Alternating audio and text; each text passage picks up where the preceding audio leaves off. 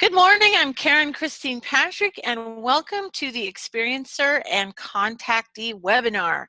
We have a very special lineup for you of experiencers, and you will be able to experience what they've learned from their past, simultaneous and future lives, near-death experiences, visions, automatic writing, dictations, astral travel, and temporary detainment in top secret underground military facilities. So I'm really looking forward to this lineup. I guess I'm going to be starting it up, and we have Misha Johnston later today, Hildegard Miner, Rebecca Hardcastle Wright, and Dr. Sasha Lesson, and that will be a power-packed Saturday schedule for you.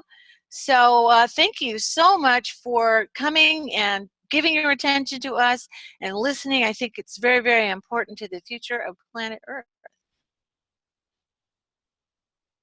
And I would also like to introduce Jonah Bolt. Jonah Bolt is my co-MC today. And Jonah, are you there? Hello, yes, Jonah. I am, Karen. Hello, how you doing?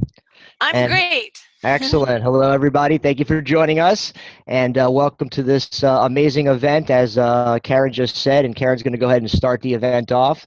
So really quick, guys, Sasha's screen share is working, so he's good right now. Oh, great. Okay, let's have Sasha join us. I'm going to read an introduction to Dr. Sasha Lesson, who is a phenomenal researcher. I met him this February in person at the UFO Congress, and it was a great time to discuss meeting of the minds, and he's an incredible researcher. So here we go. So Dr. Sasha Lesson's talk today is going to go along these lines. Hypnotherapist Sasha Lesson, PhD, will share techniques to recognize and accept that part of you that says yes to contact with non-human and non-material minds that can heal, smarten, and teach you and all of humanity to better your life, lessen the suffering, and facilitate peace, justice, and synergy on Earth. You learn to center yourself and benefit from the extraterrestrial, interdimensional, and other non-ordinary experiences. He will be showing slides that illustrates those experiences, and it will frame your contacts as the hero's journey out of ordinary life into the non-ordinary and back to the ordinary with gifts that you can share with yourself and all of humanity. Thank you so much for joining us, Dr. Sasha Lesson. Tell you about this whole seminar, this whole webinar. What you're going to do here is hear what others have to say about their contact with extraterrestrials, interdimensionals, spiritual guides, the dead, outer space, the planet, inner Earth, other dimensions, other times, all these things. That's what people are going to be talking about. And we're going to, as you hear them, you're going to feel within you perhaps a resonance, a fractal, which may lead you to some of your own experiences too. And so we have this great lineup of people. Misha Johnson, John Titer, Randy Kramer, Hildegard Gaminer, Rebecca Hardcastle Wright, Barbara Jean Lindsay, Kawani and Kelly Lacertis, James Gilland, sorry if I'm not pronouncing your names right, George Green, Robert Potter, and John Polk, and of course Karen Patrick also. And so before we get into the details, I want to just read you some facts about just what it is to be a contactor or experiencer. And what's the big thing to get is it's overall good. It's either good while it's happening, or after you reflect on it, you find that good things have happened. Okay, so Riano Hernandez and Free, these are scientists who did these real statistical studies about what really is, not just the scare Hollywood sort of thing. And they had 600 questions, 3,300 people that they surveyed. And here they go. 1,700 individuals have seen one or more UFOs. So most of these people have witnesses. most people, 75%, view their contact with extraterrestrials as positive. Only 15% view them as negative. The most common beings seen are energy beings, and very close behind, almost the same, are human-looking beings. Not the little grays, but that's who's mainly being seen. And these are mainly positive. There's a high correlation between people having near-death experiences, other psychic abilities, and having ET contact. Their health improves. Their functioning improves. They wind up feeling them like they're ambassadors to higher consciousness. So I'm gonna start off with a little shortened a slideshow where we're going to talk about how just how hypnosis can extend or make you get more of an experience that you may have had. A lot of us have shushed our own inner experiences, and we don't want to get into them because we don't want to be ridiculed as crazy and all that sort of stuff. But if you just open up to your experience and don't censor yourself, and if you have help with either a hypnotist or some of the techniques that I'm going to just briefly review for you, you can actually get way more, get to the positive parts of your experiences. Okay, are we on? You can get more from non-human and non-material experiences. This is a little slideshow I put together with Janet. And she wrote this book, Pierce the Veil, which is all about her particular journey. Now, one of the things to get is that you said yes. We find most people had said yes to contact, either in this lifetime, and they have repressed it, or another lifetime, or under hypnosis and in retrogression, they give themselves a retrogressed okay that they agreed to this, because ultimately they start feeling benefits from it. And Janet says that she purposely sought out extraterrestrials. Now, the ET contacts can take you on a hero journey. And you sort of go into the unknown, you get your aid from the ETs or other dimensionals. You have some help in that. It's hard to bring it back to the world, but that's the path of the hero. And the basic message that people keep getting, like Janet got in her message, when she met the Anunnaki and the dragon under the earth, is help humanity ascend. So ET contact science, you may have had ET contact if you have memories, you have lapsed time, you have sleep anomalies, you have a fetus without having sex, that's certainly one of them. You have experiences of pains, marks. You've seen UFOs, and the basic strategy you can employ. And if you really want to get into it, you do it for yourself, or you have somebody, or even better, a professional sympathetic therapist who isn't trying to judge your reality, but just help you understand what happened or what your experience is. You close your eyes and you relive the memory as much as you possibly can. And if you can verbalize it to somebody in the present tense, now I'm doing this, now I'm seeing this, now I'm hearing this, now I'm feeling this, and you speak aloud to each of the others there, either what you thought, what you did say, or what you wanted to say to the other people or beings in your experience. You say more than you actually did in the situation, if that's what's coming up for you, just with all you feel like saying now. And then this is a really hard part, but it's really a neat part if you can do it. You start to identify with the others in your contact experience, whatever that other is, and as much as you can, feeling for what it must be like to be them, you speak as them to you. And then you shift back and forth, you and they, continuing the dialogue as though you're there, and mentally you can't actually be there. And that's one of the basic things that we'll go into a little bit more that you can get when you start to do this work. And so you're reliving the memories in the present tense. You're expressing now what you would have expressed to them. You let your emotion out this time. If there's a lot of feeling, you let it out full on. Another thing that may hint that you've had an alien encounter is if you have missing time. And that's often missing time, which you may have seen a UFO around that time, or strange lights. That's a hint that you may have had a ET contact of some kind.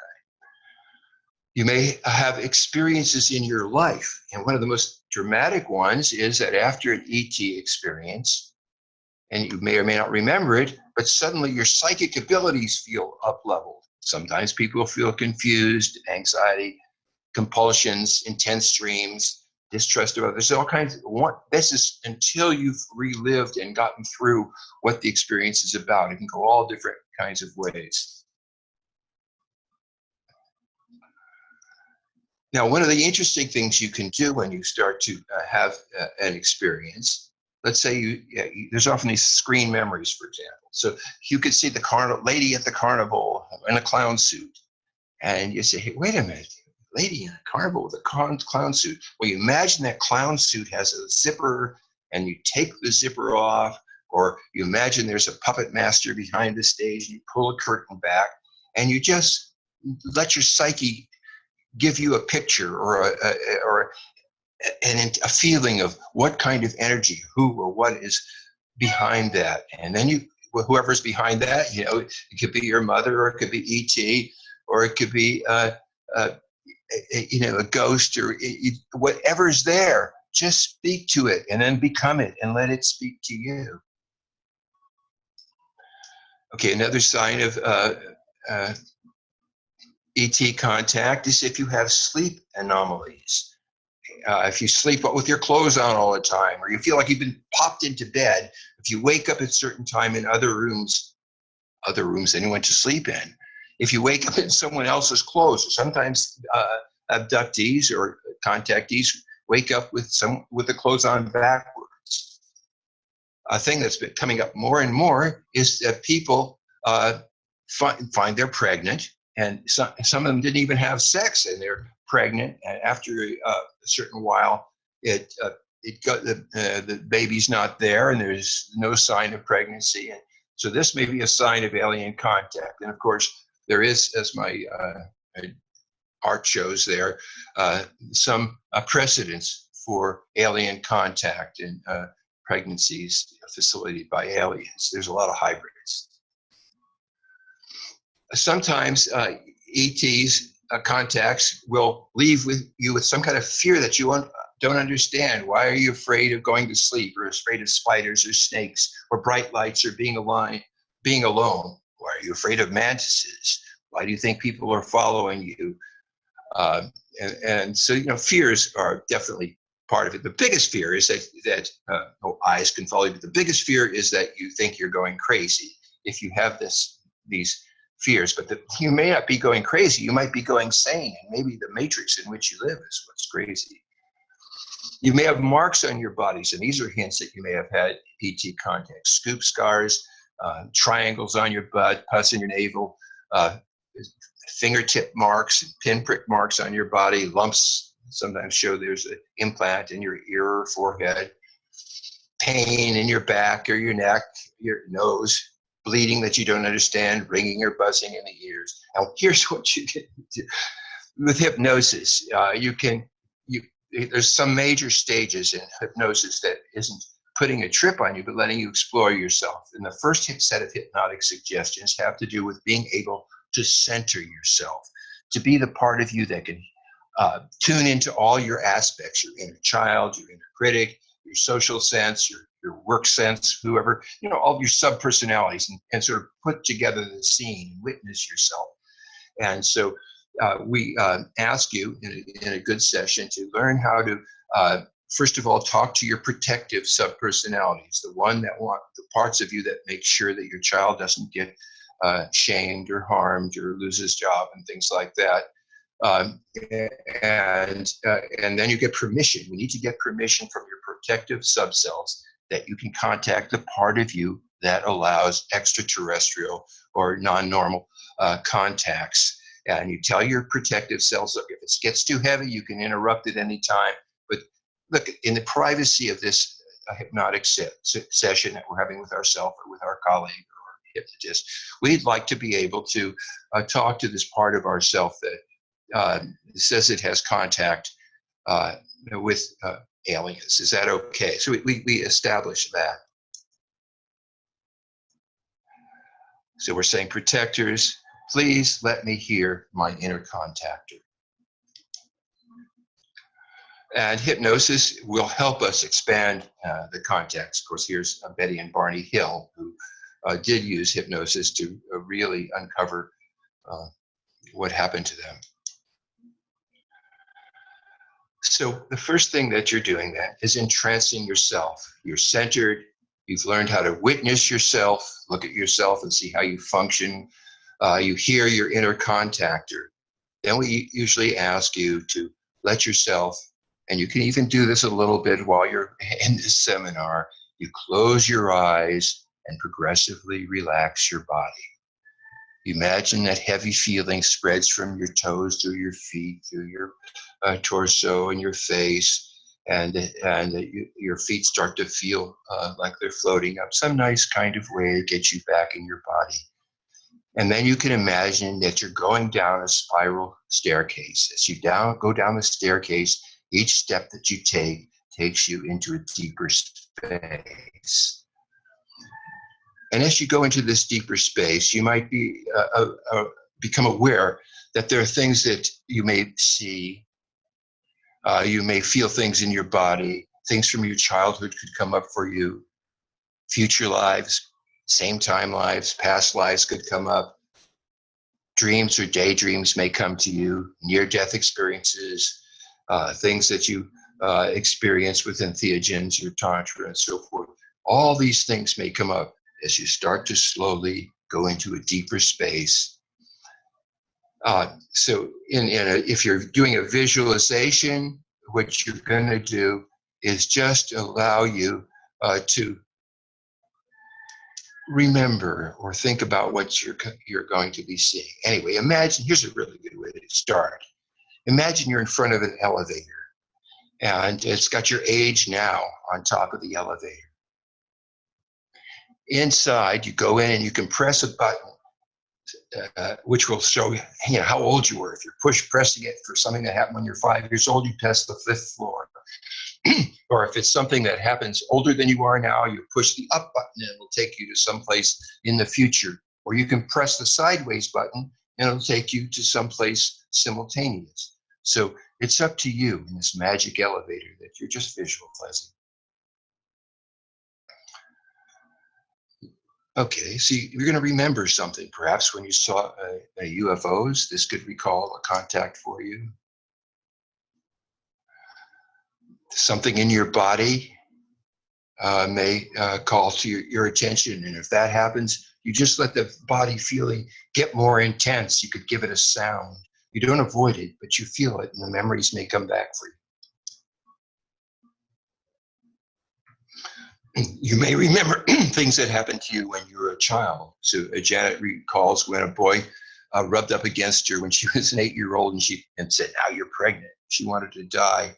And a mother mantis came to her and sent her loving energy and made her want to live again as a little kid. So that's what the kind of thing that can come up for you if that's what comes up. Sometimes another life, a past life will come up, or even a future life. And you just allow yourself to go to that. You know, sometimes a person will let their soul float around the globe and choose a place where they feel drawn, or a place that they're trying to avoid, to get what is I'm trying to recall from there, and allow yourself to enter another time, another body. You start by looking at your feet, and then you feel the rest of the body. Imagine a situation is about to occur that's important for your understanding in life now.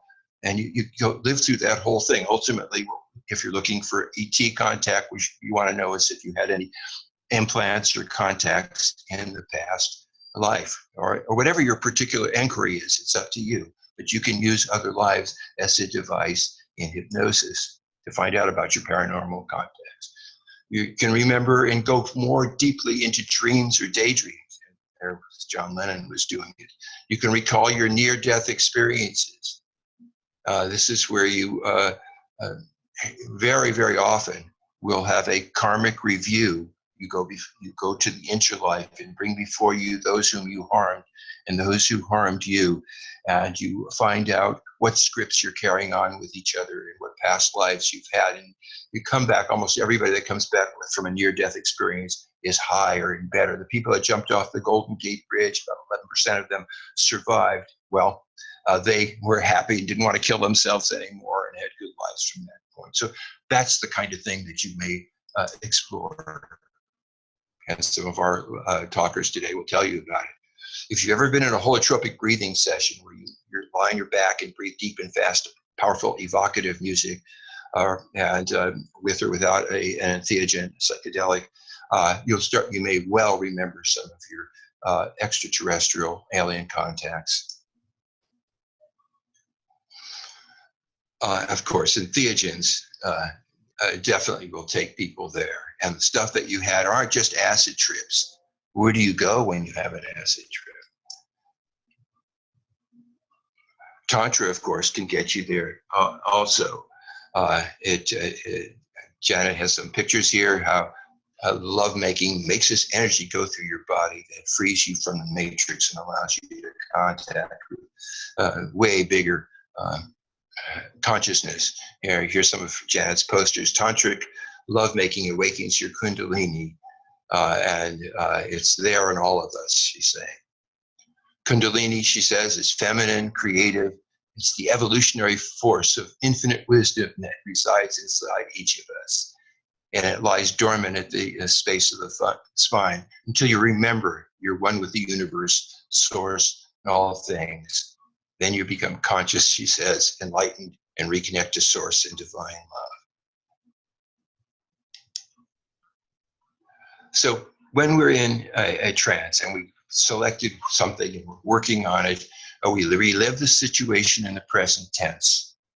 We let as much feelings out as we possibly can. It's okay. It's a therapeutic situation. We establish a talk, a dialogue with the things or beings that we contact, and we unmask them or see what's underneath them behind their curtain. Then we say, we'd like to remember more. Let's carry on the situation. What happened next? What happened before? One of the interesting things we can do is we can reprogram our reactions. So if we automatically, whenever we see a praying mantis start to be really scared, we can say, oh, you know what? I remember that when I'm going to go back to the mantis and experience that again. You know, I'm not so frightened this time. I don't have to be frightened. If you get to that point, then you can look at any particular situation and say, in this situation, from my witness, is it good to have the automatic protective reaction that I had, or is there some other reaction I might have? That's very, very important to come back to what we call the center, the part of you that is the chooser and not automatic. One of the things we try to do in this is learn more about ourselves. What are the different parts of ourselves that are concerned with our extraterrestrial and alien contacts? What does our inner child think about this stuff? What does our business person think about it? Is this going to hurt business? What if, from my past life, a program or script is being activated, and how can I return to my center where I'm the chooser about what's coming down? So that's the idea. You relive whatever happened in the present tense. You encourage catharsis. You embody and talk with and unmask the background. Become the table. As the table, what do you see? What do you think? Talk to the dreamer. You talk to the scene, the other people, and the objects. You remember more than what actually was in your initial remembrance. You extend your experience to the past and the future. You reprogram the automatic reactions so that they're optional ones. You see the resonances, how your past lives are still affecting you. You return centered, empowered, and now go back in the elevator, that magic elevator, and return to the side or back down or back up, and be centered and let your subselves talk about how that was for them. And then identify with the part of you that we can call your inner therapist. As your inner therapist, I'd like you to review the session that you had, assess your progress, and then become your neutral witness, where you see all your parts, including your inner therapist, is just part of you. And the last part of this is you own the centering. You don't need whoever facilitated your hypnotist. You don't need your webinar. You got this information in yourself. You know how to do it. Your psyche took it in. Your subcells will have all kinds of interesting things to tell you. You can learn more about yourself. There's lots of contacts, but the one that does tend to be a little bit junk is the ones with our government or the CIA, and they do awful things. And I think some of our talkers today will tell you about it. So I'll just show you a few things that happened with Janet, and since I still have a little time left. She's showing you all the stuff about what Kundalini does for her, how it leads to a higher consciousness, how the extraterrestrials and interdimensionals will find the person who's calling them. And once you're awakened, you can go anywhere you want. Janet says she left the Earth to explore space, to find other worlds. She traveled through time. She witnessed the creation of the universe. Janet said she saw our solar system form. She went to Earth's future. She sought out the extraterrestrials. She went after them. She met the aliens face to face.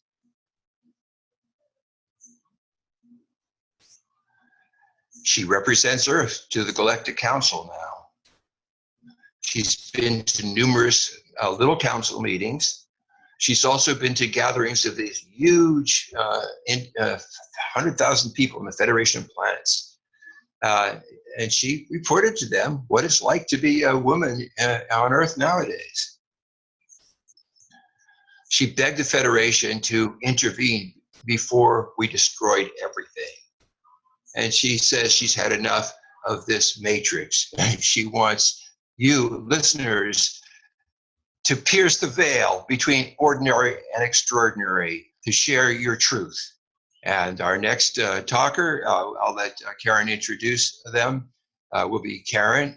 You'll be introducing Misha next. But remember, you can get more from your human and non-material experiences. Thank you very much. Thank you, Sasha. Back to you, Karen. Yeah, hello. Thank you, Sasha Lesson, for that really amazing report. And there's a lot of really good mind tools in that. And so people should check it out. Our next presenter is Misha Johnston. I also got to meet her at the UFO Congress, and she's an amazing person doing so many things behind the scenes. We got her up front and personal today for you, so that's fantastic. Misha is a certified hypnotherapist specializing in past life regression and trauma recovery hypnosis. She offers galactic multidimensional sessions. She is a trance channel and speaks several galactic light languages. She is a second generational experiencer. She had her first experience at age 3. And she has had numerous contacts and abductions and has been involved with at least 7 different alien types: the Greys, insectoids, mammalians, reptilians, and human-looking groups. She has had many MyLab experiences, and that is something Sasha mentioned in the presentation, and she'll go into that deeper, I'm sure. And has been in the underground bases, which included a Black Ops branch of our government and some Gray and Reptilian factions. In 1991, she founded the Star Family Contactee groups. She started the first teen and children's groups in the United States in 1994. She was director of the UFOCCI, UFO Contact Center International, and Celestial Contacts of Nevada from 1990 to 1998. She was a working group member of Stephen Greer's CSETI in Las Vegas, Nevada. She was the coordinator of the Art Bell Chat Club San Diego chapter. She has been interviewed on many radio shows and has spoken at UFO conventions throughout California, Colorado, and Nevada. In 1999 through 2001, she was doing research for a book with Melinda Leslie on the subject of MyLab and MK Ultra in the extraterrestrial experience, but had to quit due to extreme government threats to her and her family. She is back and going strong. She's writing her autobiography. She believes that planet Earth is evolving into the next dimension, and we are ready. You realize you truly are just a spiritual soul having a human experience, and we will welcome on Misha Johnston. Are you with us? Hello. Thank you so much for having me today. Oh, it's wonderful. Go ahead. All right. Well, I also, it's a little blurry here. That's all. Okay. So, I also have a presentation, a slide presentation. So let me get to that. Yes. Alrighty. So I'm going to be covering my childhood experiences, adolescent experiences, missing time experiences, adult experiences, my mission, MyLab and MK Ultra experiences. How something stopped my mission. I hope I can have time to just touch on that a little bit, but I did get back into it, of course. I return to my mission and support groups that I facilitate, as well as my school mission that I have. So I just want to say I am not a result of what happened to me in my life. It is not who I am. I will share small portions of my experiences, but I want you to know that you can transform anything negative that has happened to you or seemingly negative that has happened to you into what I call love and light. You know, I want to tell you what joy and positive things have come out of my life by transmuting this anger, fear, and hate. That I did it at a time, had for ETs and others, government organizations, and even myself because of the experiences in my life. Now I've come back from this place, and I know that if I can come back from this place and forgive and transmute everything to love and light, that just, you know, everybody can do this, because we are spiritual souls having a human life. This is just a matrix that we live in. So to tell you about Starseed Awakening groups, I facilitate support groups of people who are experiencers of ET contact. Like I have a Sunday group that is for ET experiencers, contacts, and we even go into the MyLab experience for the first 2 hours. And the second 2 hours, we have experiencers of MK Ultra, and Monarch, Target Individual, ritual abuse, super soldiers, just about all the gamuts of everything that is in that umbrella of the MK Ultra and all the different projects that people have been forced to be involved in.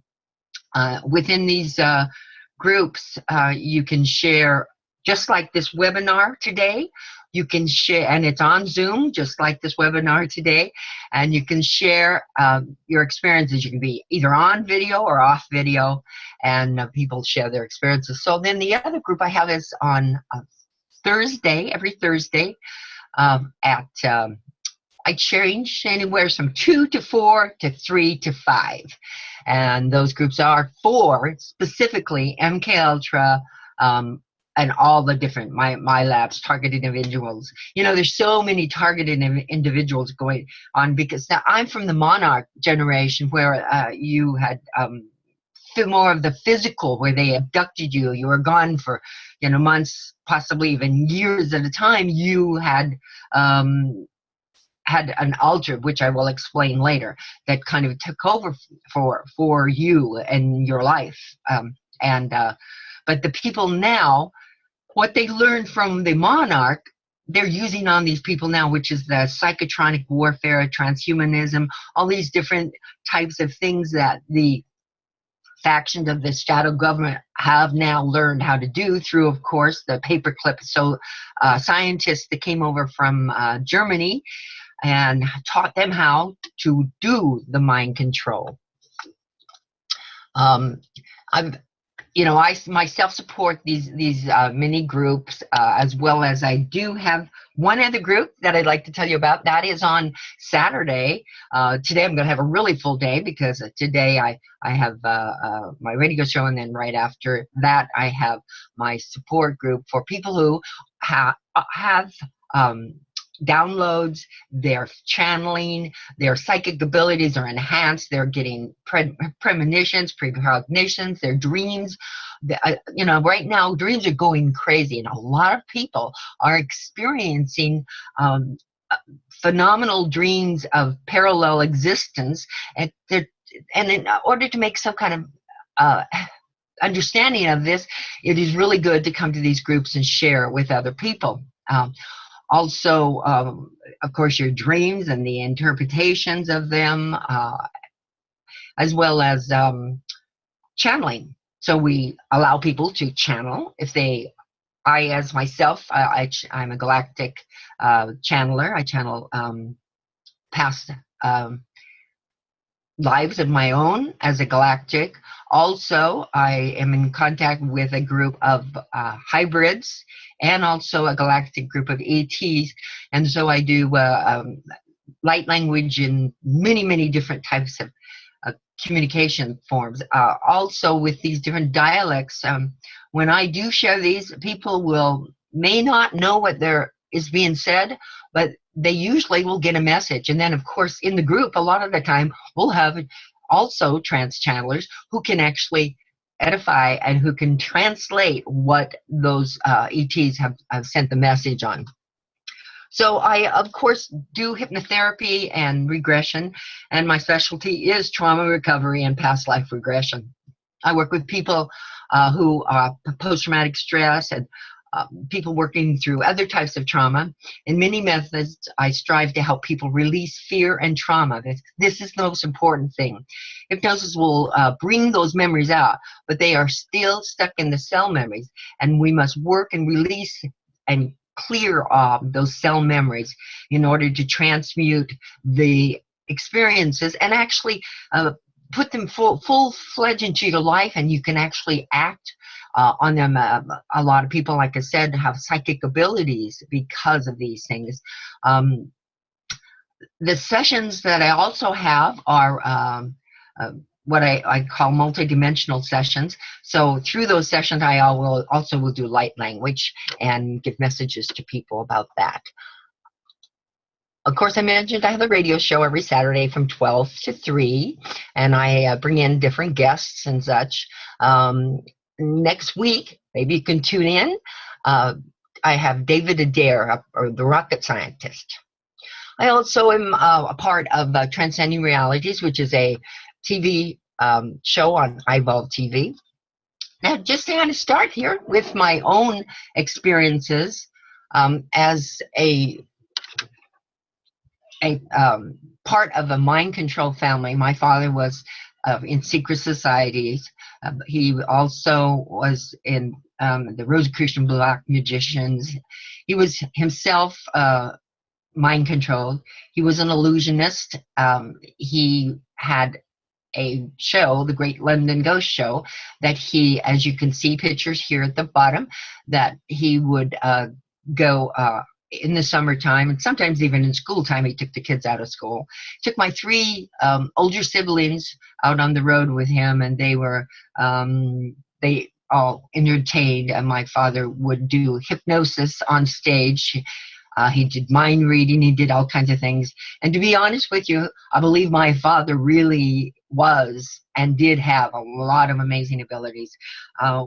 Before the children were even born, my father came home one night after a meeting of the magicians and secret societies that he belonged to, and he said to my mother, there are so many amazing things that the mind can do and that we can do as humans, and we are so much more. And he said, but it comes with such a great price. And he put a cup, there was a cup on the table, and he just moved that with his mind. So my father also had a special ring. I know it was from the society he was belonged to, and he used to use it, as he said, to tell if we were telling the truth, and he really could psychically get the message. Now, for me, well, let me just go ahead to one picture, and then I'm going to go back. I'm part of a family of 10. I am number 9, but there was one more born after me. According to what my father told me on a deathbed, he was very, very sorry what he did to me and what he had to basically pass me over. But it was to be the first and the last. The first one died of a disease. I'm trying to think what it is, but she died, and so therefore they had to have another one. I believe they continued on throughout my parents' lives, trying to abscond with more with children, but my parents, I believe, when my father had the lucidity of knowing that he had children and he wasn't in the mind control state, I think he fought it, because one by one, the children were killed in the most odd ways, in strange ways, like carbon monoxide poisoning in a car, a pneumonia that should have been able to be healed. A child, one of the children were hit in the back of the head with a heel, with a neighbor kid supposedly hit him with a high heel, and another child had SIDS, and then the last child was stillborn. So, as my father said to me, he said, I had to pass one child over to them, because your mother could not handle losing any more children. My father started the mind control, trauma-based mind control on me about 3 years old, and not to go into detail, but trauma-based mind control is designed to split people's personalities, to split them into alters. And my father, during some of and a lot of them have to do with sexual trauma, which is the number one they like to use. So sexual trauma that actually makes you split. And my father, I remember, would say to me, you have to learn how to go someplace else. You have to learn how to leave. And he said, because the pain that you're having now is nothing to what you're going to have. You must learn how to leave. So my father was my handler, of course, and the handler is someone who handles you throughout your life. They make sure that you are to the destinations where the other perpetrators and handlers are, or to the places where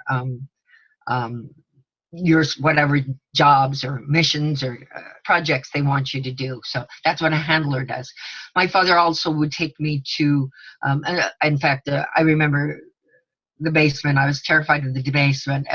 There was actually a tunnel that went to a very large kind of mansion type house in just kitty corner from our house, and it was basically more like, not a mansion, it was more like a big old haunted house. No one would go there. No one would rent it. No one would buy it.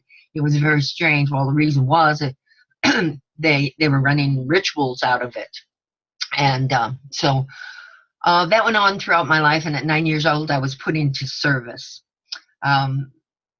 Now, going to another part of my life is I believe that we choose the home, the family. We choose the parents that we are born into, and I did choose this family for, I believe, my learning and my mission that was to come later in life, which is now. And I'm, of course, we are such spiritual beings that on the other side, we can see how what happens as a child is going to really affect and help us or hinder us, whichever way you choose to go. I chose to go to the helping. And so my first encounters were at 3 years old, the same time that I believe my trauma-based trauma started. Was also, I had these lovely little fellows called, I call them Bee Gees because they look like bears to me.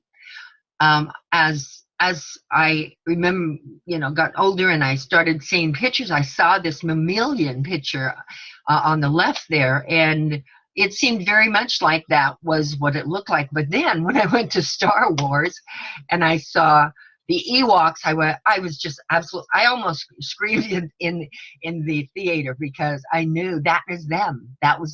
And since then in my group, I've met many people who have also had BG encounters. Now I lived in Idaho, so perhaps are the BGs kind of part of the Bigfoot family? It's possible.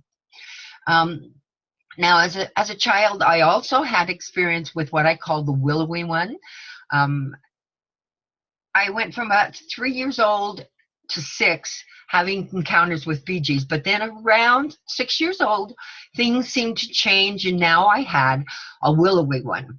In fact, people who talk about maybe seeing animals at their windows or seeing figures at their windows or even seeing animals in their home would these are some of the anomalies of an experiencer, such as myself. I saw 3 deers that would come to my window, and when I saw the deers, I knew it was time to go.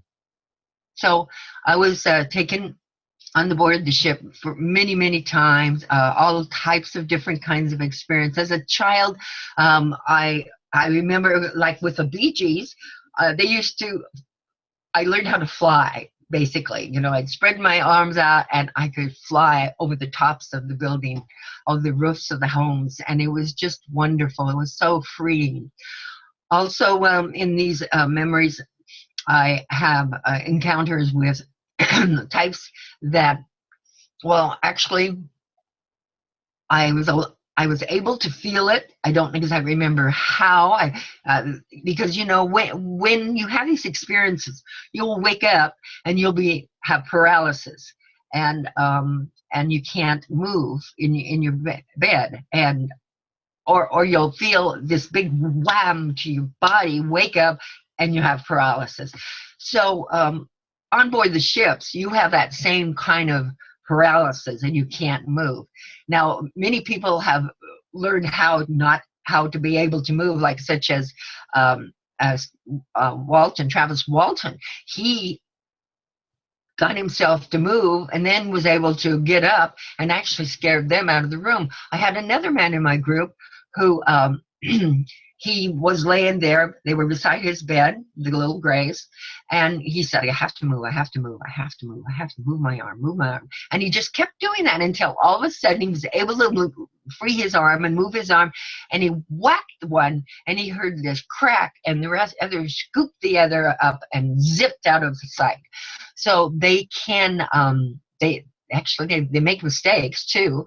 There's other experiences that I've had in my group because I've had facilitated support groups since 1992. I had the first children's group I also had teen and young adult groups, and of course, groups for men and women. Also, a group for women, because there's so many private things that happen in an experience that women need to be able to share with other women about. So these are really important to have these experiences groups, so that somebody you can share your experience with. That way, you don't feel like you're so crazy, you know. One of my other experiences were I saw the three deers. And the next thing I remember, I'm in the memory that I have, I will just say, the marker memory I have, that I am in a vehicle with a woman who has a straight little black hair, like the one here, and big black eyes. And in my mind, she was a nurse. She was a nurse. She had white on, so I guess in my mind she became a nurse. Then the next thing I remember, like I said, I'm in a vehicle. I take to be a car, but I don't know. But next thing I know, I'm standing in a field, and I can move my head any way I want. I look up, and there's this huge ship above me with oscillating circles, and they're going different directions. And I also feel that there's someone behind me, but I know somehow when I looked, I can see them, but they're huge. They're so tall. So my next memory is I'm on board the ship. I am laying, and there's some kind of a gynecological examination going on, and it's very terrifying to me because I was 16 years old, and I had no idea what was going on with me, and I was getting very frightened. And then the willowy one, which is the drawing here that I've done, that's the closest way they look. So I do have a drawing from Kasar that is very close, and he leans over, looks in my eyes, and telepathically tells me, "Do not worry, we are not hurt you. This is necessary for the hybrid program." Now, this is him. This is the willowy one, and because he was quite white. At this experience, within, I don't know, it was just a few minutes or what, but the next memory I have is I'm laying on that same table, and I see some figures in the distance in little ways, because this is like a huge room. I cannot believe how big this room is. And I see these cloaked figures, 3 of them, and I ask, I recognize one of you. I feel this kindred energy. I remember this energy, and I said, "I know you. Who are you?" And one of them stepped forward. He dropped his cloak, and he was a reptilian.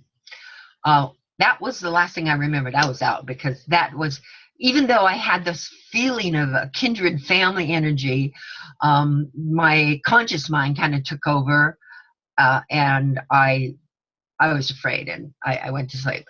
So throughout my life, I've also had experiences where I was taken by another group of ETs.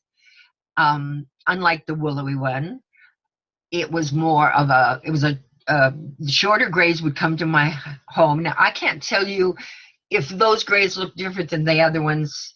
It's very hard to tell, but they would come, and they would take me, to another kind of mantis being. The mantis being would take me in underground bases. And this happened from teenage life on. I have a very simple drawing here of the experience.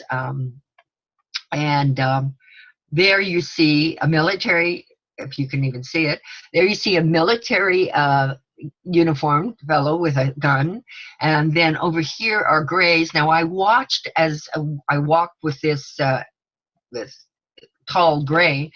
I watched as these two grays in the robes were on some kind of a panel, and they did something, and then all of a sudden this wall just opened up into, I don't exactly know what it was. I couldn't tell you. It was, but then they walked through that wall.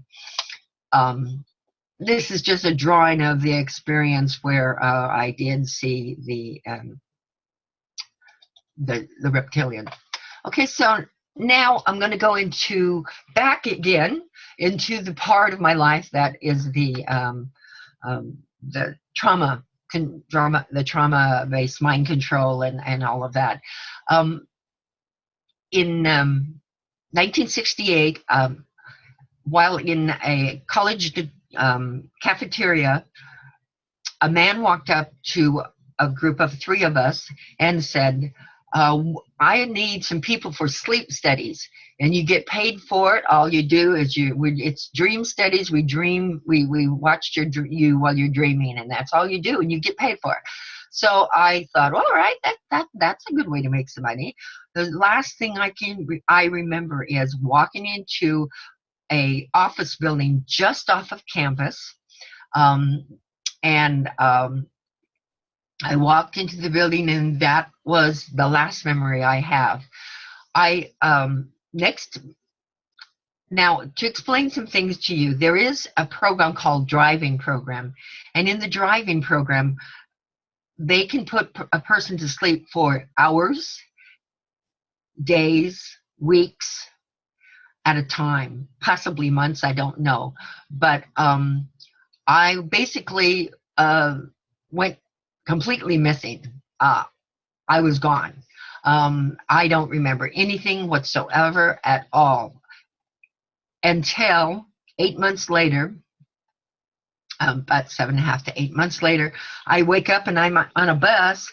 I look down at the ticket, and it has this person's name on it that I don't even recognize the name. I mean, as you can see, that is my another name, my legal name. But you can understand why I might have changed my name to Misha, because these negative things that go along with the name Marcia is very tough to experience. So I see that it says Marcia Rose. Who's Marcia Rose? And the moment I said that to myself, or thought that to myself, I had this marker memory, a flash in that, oh, I was married to Charlie, and he didn't want to be married anymore, and he sent me home on a bus so he could go back to medical school. And that was it. That was it. And then as I sat there, I had little flashes of unbelievable head problems. My head was killing me, and even at that time I had a headache. But the memories were that I'd wake up and I could hear other people moaning and groaning, and my head, I couldn't open my eyes because the pain was so excruciating. And when that memory came in, another memory popped in and said, oh, you had encephalitis and you were quarantined in your house. Well, okay, so I knew that I was not in my house when I woke up, so that didn't kind of fit. So I kept kind of trying to remember more, and it was like a compartmentalized brain that you could only go so far, the door was locked, and then you didn't have the key to get in the rest of the way.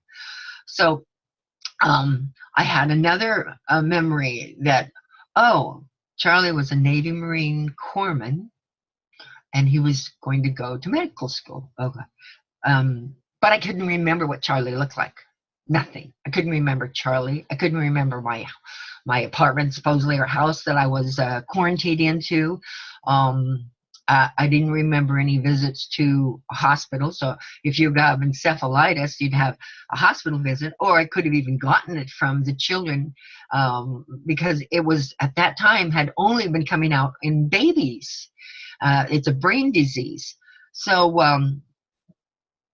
then I had another memory that I was in a bus with other people, and we were pulled up in front of a big mansion with big iron gates, and oh, we're house cleaners. Oh, we're cleaning oh, okay, so we must be cleaning the house.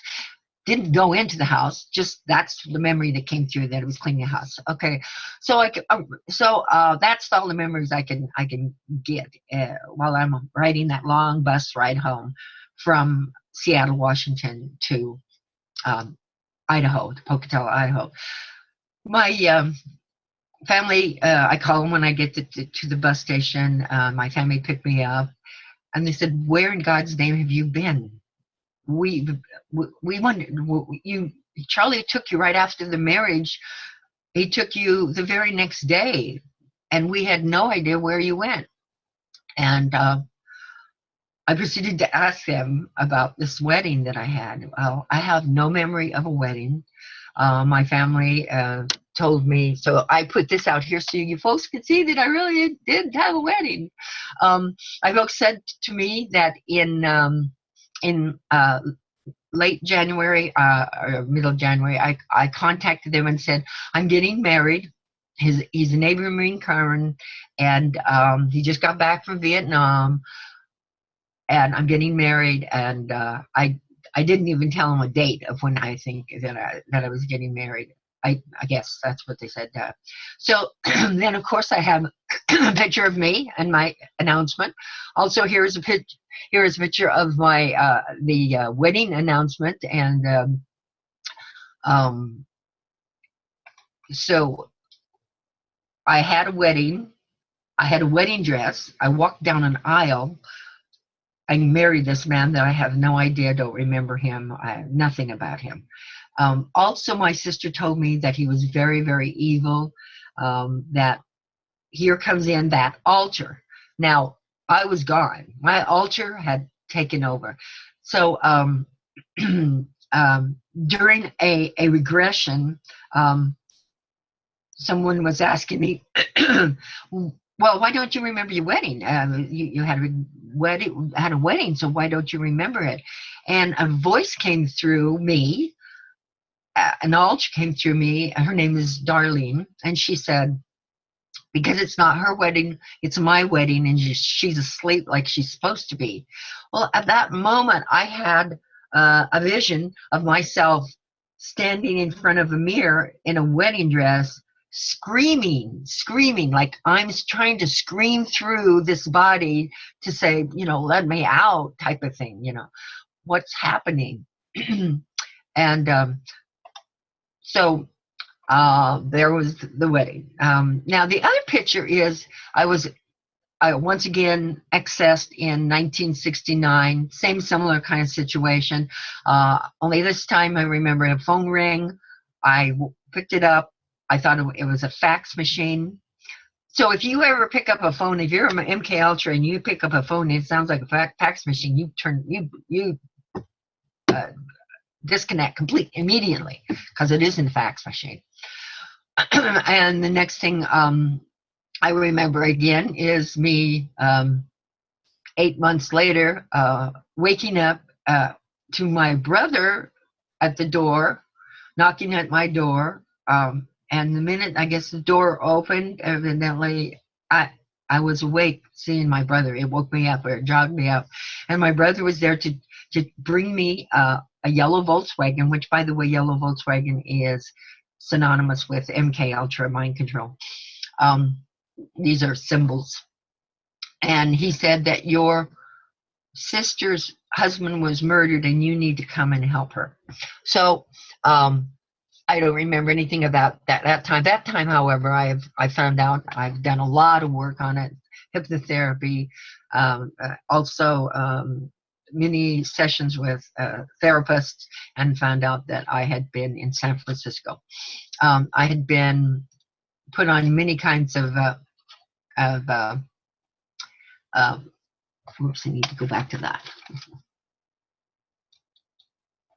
I've been on putting many various different types of mind-altering machines, such as helmets that caused me to see holographic images in virtual reality. When the units were put on my head, they showed me many ugly things, and they were like coming at me like this, like as an holographic imagery would be coming at me, and they were horrific. They were deaths. They were murdering. They were horrible monsters. There were all kinds of things, and it just kept happening to me. They kept doing this to me until I finally desensitized and was able to handle all those pictures without the fear and the screaming and crying. I was in separate sensory deprivation areas. I had locked in dark rooms and with no food or water. And if I begged for water, I had it thrown on me. I was in boxes of some type. I have very little memory of that. And then I was extremely claustrophobic, and I just can remember a box this close to my face. Also, I remember tanks of water where I actually could breathe in them. I was actually given some kind of a very thick liquid. I drank it, and I actually was able to breathe in the water. Many kinds of trauma-based torture that cause more of dissociation, and that is dissociative identity disorder is what those split alters, it turns out to be. I experienced electric shock from metal bands around my head, and I believe that these have not only caused the dyslexia, that really severe dyslexia I have. So it's kind of hard for me, even though I public speak and I have a radio show, that dyslexia pops up often. And also they gave me a tremor. I believe that electric shock gave me a tremor that sometimes people see in my head movements. The military is interested in developing brain implants as well, holographic image projections, cloaking devices, mind-altering weapons, remote viewing, and genetic research. Now, can you see, these are the kinds of things that they were doing back in the 60s, 70s, 80s to now what they can do with the drones, with so that they can, with the drones and HAARP and the satellites, they can use this against the public with these, with the targeting, so they can cause a person to have excruciating pain in their body, any place, in their brain, in their heart. They can cause holographic imagery in people through these implants that they've implanted in people. They they use like I said, mind-altering weapons on people. They cause people to basically do remote viewing. I remember being in remote viewing classes that I was forced to do. Now, in my research, I found that retinol, ketamine, have become known as the date rape drug. Well, these or a predatory drug, because they are used to incapacitate someone in the purpose of committing a crime. It's often sexual assault in the street and such as that, but and people make a big joke of it that it's the roofies, but roofies is the same kind of thing. They can side effects of this can cause dizziness, disorientation, loss of inhibition, loss of consciousness. Produces amnesia, causes a victim to be unclear of what the crime was that was committed.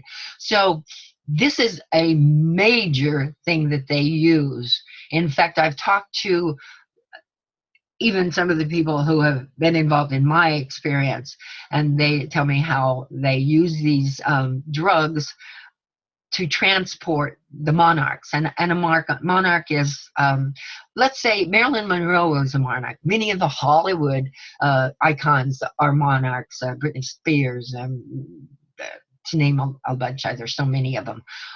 But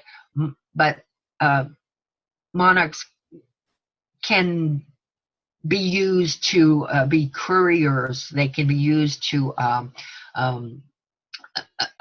be eidetic memories, photogenic memories, so that they can actually remember and recite something to somebody. Of course, they can be used sexually to put somebody in such a situation, so now they can be blackmailed. A politician, a senator, congressman, a dignitary. In fact, through my regressions and such, I did find out some things about my first lost time, which when I said I went to those iron gates, well, I was in a bus with young men, 11, 12, 13, and other women, young women my age, 18, 19, and we were taken through these big iron gates, taken around to the back, brought up into the back hallway or back deck stairs, and brought into rooms, and we were the party favors, as in sexual party favors. So they use the Monarch and the Montauk boys. The Montauk boys have many memories of the same kinds of things as well, and I know that those were Montauk boys in there with us. I also had some other memories that came out about being in the hospital. That was what I woke up in, was rooms. I don't know if it was hospital. It was probably a psychiatric ward someplace. But they would drug us when they didn't need us. And then we'd sleep and sleep and sleep.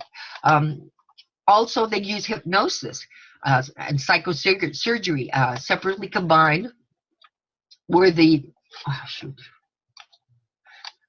tools for the quest, the ultimate truth serum on the one hand, and the capacity to create an agent who could not have his or her mission tortured out of them. Because you see, we didn't even know we had it. We didn't even know there was another me, that there was a Darlene.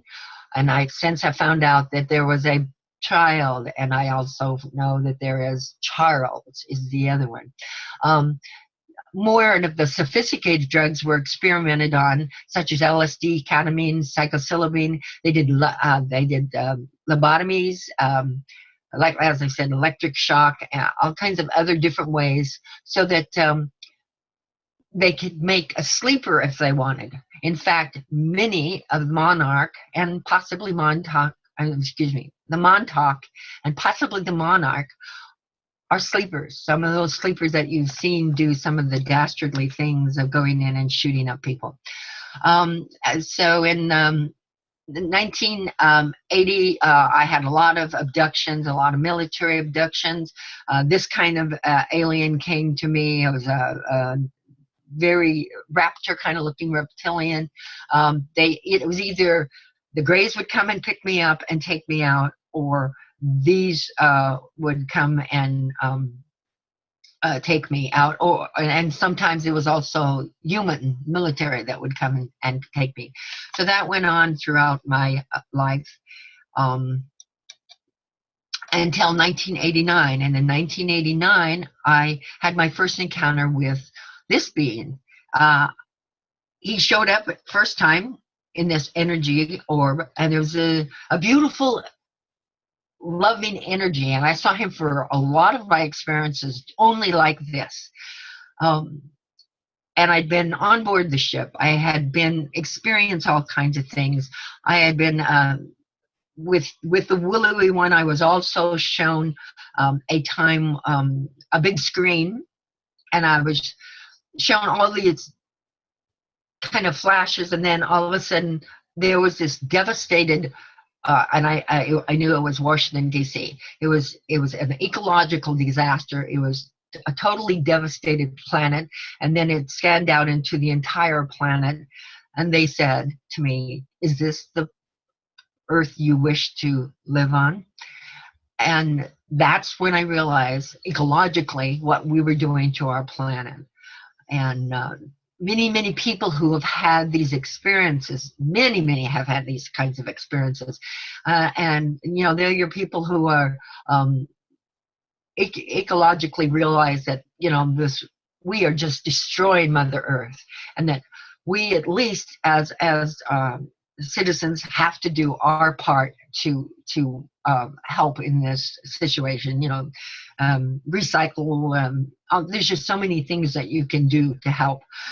Grid work. We have some people in my group are doing grid work where they can actually help Mother Earth with the grid lines to maybe hasten the end of our planet.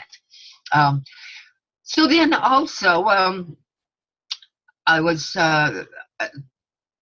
shown classrooms. I was taken to classrooms. I would be sitting in a classroom with a lot of other people, not really being able to tell, other than know that they're people, I don't recognize them.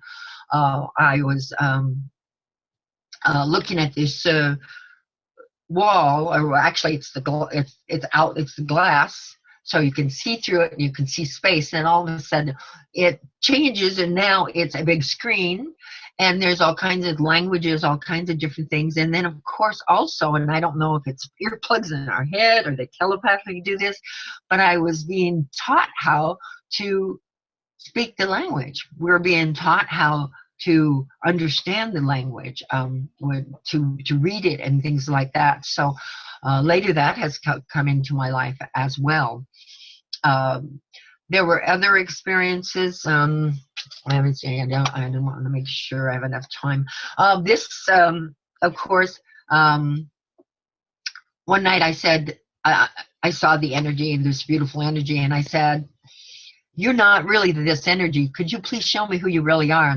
And the telepathic message said, "Well, are you sure? Are you ready?" And I said, I am. I'm ready. I'm ready. And he said, "Are you sure you're ready?" And I said, "Yes, I'm ready." So he kind of dissolved that energy, and there was this 7.5-foot reptilian, but still with the beautiful, glowing, loving energy that I felt, and with these beautiful yellow gold eyes. It was more of like a, well, in my opinion, he was more of an amphibian type. He was pretty muscular built, but yet not really like a lot of other reptilians, and more of an ambassador is the feeling and the message that came through. Also, at the same time that was happening, my children were being protected by this being that kind of looks a little bit like a otter, I guess, but it would, my kids would wake up and there this being was standing at the foot of their bed, protecting them night after night after night. So things changed in those abductions, and the Chikara, which was that race before I showed you, were not able to get me, because Ayano, actually one particular night, they came into my room through, by the way, the computer. All of a sudden, I'm at the computer, an image of them comes up. The next thing I know, they're standing right beside me. I realize this is it. I'm going, and there Ayano comes in through this vortex, and all of a sudden they disappear. So he was to protect me. And then also my kids at one time saw, we woke up, my son was laying in bed. This tall, willowy one came to him, and he said, "Do not be alarmed. We're not here to harm you or your mother. We're not here for you." And so my son at that moment saw the door to the hallway was open, and saw this blue light, and he saw one gray, and then he saw me vertically laying, levitating between another gray, and levitated. And at that time, I remember that experience, that I levitated right out the window. And I remember that energy was different. It was something, I can't explain this energy. It was, can't explain it. But this energy happened. I went out the window, and at the very moment we got the other side of the window, I said, "How did you take me through a window?" Telepathically, I said that. And they said, "We took you to a window when there was a time when there was no window there." Many, many experiences. I have to move along here. So I was, as I said, I had the support groups. I was the director of the UFO Contact Center International, and facilitated and founded support groups. That started in '92, and I founded the first teen and children's support group in America. My hybrid program was shown to me many times. As the first one was the willowy one, once again, and I was taken to what really, it was just kind of dark, kind of a blue ambiance light. And another big, a tall one like him walked up, and I took her to be the nurse maid, and she had a baby, and she handed me this baby and put it in my arms, and it was just so scrawny, like this picture. It was just the scrawny little baby, but I just immediately bonded with it and knew it was my baby. And at that moment, a image was shown in my head of other people seeing, being presented babies, and some screaming or putting their hands up, won't touch them, some dropping the baby, one man dropped the baby, others backing up and screaming and not wanting anything to do with it. And they said to me, this was a success.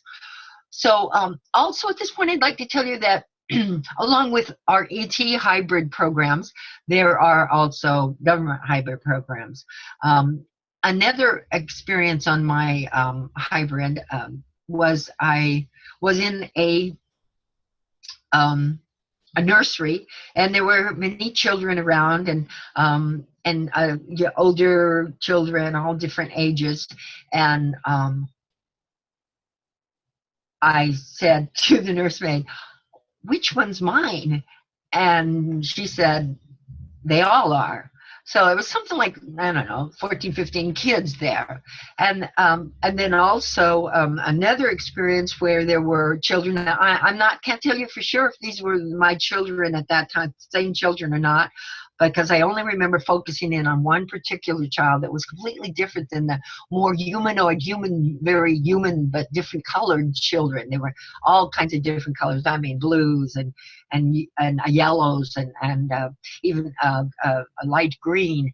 But this one walked up and walked in through the children, and it was this one. It was this one on the left. And I at the time he was like about 3 years old. Later I had this drawing done by Casara to depict what he looked like. But he was a little bit thicker and squattier than the rest, and I knew at the moment I saw him that he was my child. And this is another one of my kids, my son, and he came to me later in life. Now, it's a possibility. I can't tell you for sure if it's not the same one grown up. It very well could be, because I don't have the answer to that. And there's so many different types of experiences that people have had. Mine were in like on wall, not quite the same way as this, but the incubators and such were on the walls. Other people have seen the incubators in different ways. Again, like I said, throughout my life I have the positive ET experiences, and then of course I have my lab experiences as well. So I started remembering more and more of my lab experiences, and the harassment got very bad. Phone tapping, black helicopters, a particular situation where I was out with a friend who'd taken pictures of the aurora just before, had an experience where we were chased by a helicopter. And then I was chased in cars. I was followed. There was many things. My mail was tampered with. So these are things that happen. I moved to San Diego and to work on a project there. And I started the Art Bell Chat Club. I was the Art Bell Chat Club but I was the San Diego organizer for that. I brought in speakers and such there, as well as I did with the ones here in Las Vegas. And in fact, I will tell you at this moment too that we have a MUFON here in Las Vegas. So if you're in Las Vegas, we have a MUFON group. I'm an organizer. We have our director, Steve Wolowitz, and but we have meetings that we bring in speakers. We also do some Skypes. We also do some other group organizations. So please, check my website, starseedawakening.org, and you can get that information about those as well. But so back to San Diego, the MyLab experience has just continued on and on, all kinds of different things. And I met Melinda Leslie.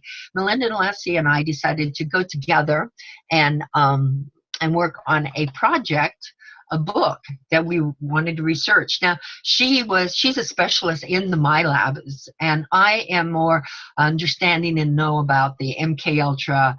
So we decided to write a book together, and we were in the researching process of it at that time. And the book is called Covert Military Harassment, Surveillance, Interrogation, and Mind Control in an Extraterrestrial Abduction Experience. So Melinda and I researched and had hours and hours and hours of footage and taping of people's everything from military, ex-military, whistleblowers, some special forces, all kinds of different people. So one night after we had been on Art Bell radio show, and incidentally, during Art Bell radio show, I brought up, because I had a phone and she had a phone, and this was like really very bad phone coverage and such. I can't even remember.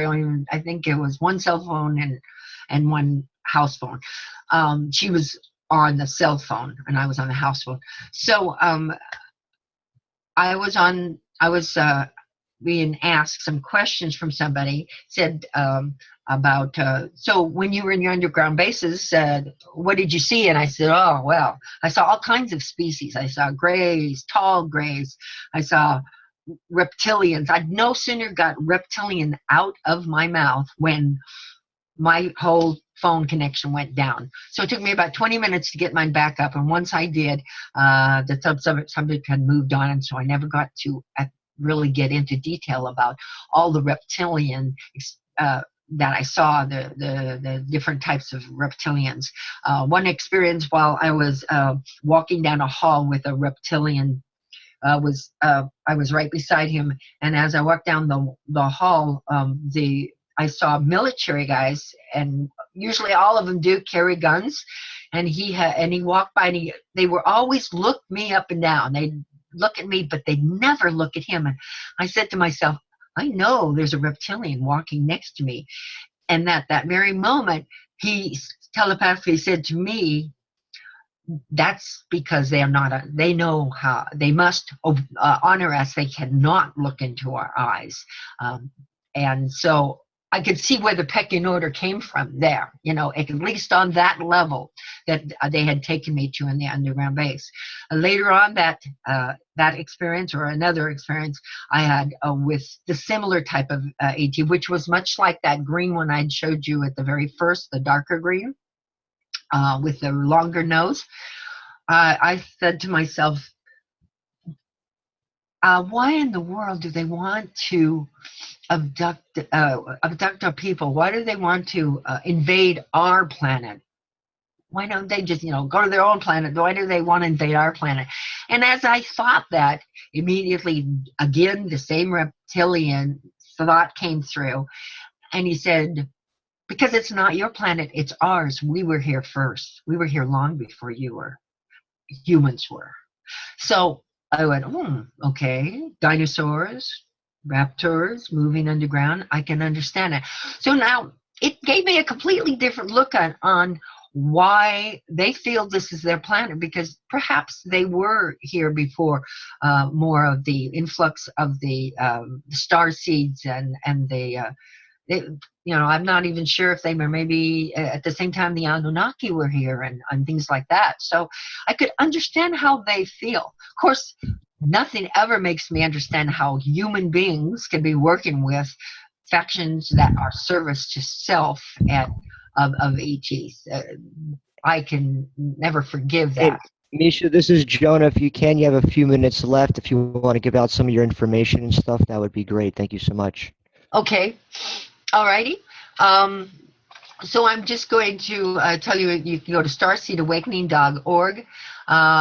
we were actually abducted and ended up having this reptilian come and scare me more. This is talks about the children. I have a lot more I can share. Maybe if there's any time on the webinar, I can come back and share more. But you can be on starseedawakening.org. You can go to my Facebook sites, that's Starseed Awakening and ET Experiencer groups. You can go to my MK Ultra, My Lab, DID, Super Soldier, Targeted Individual and Ritual Abuse group on Facebook. These are all, I also run my events through that. I advertise and talk about my events on Facebook. I wanted to show you about the aliens that they took pictures of. There's just some really amazing pictures that I wasn't able to get through. You can email me at starmission99@yahoo.com. And there's all types of, of course, come to my radio show. And I guess that's it. Thank you so much for listening.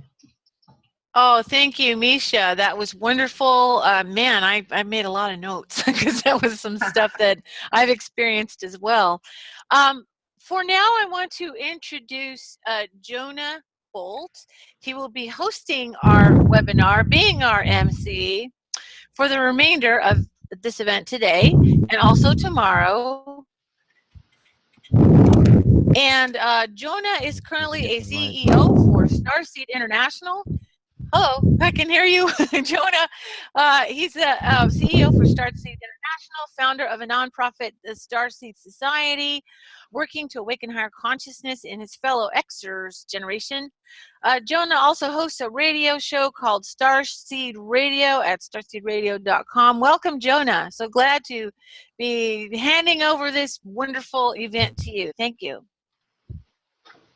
Excellent. Thank you, Karen. And just, I know you're going to go ahead and get started with your own experience yourself. So I'll just give the listeners out there, the participants, thank you all for joining us today. And to give you a little background on Karen, Christine Patrick will be sharing the idea of the experiencer path in her conference segment.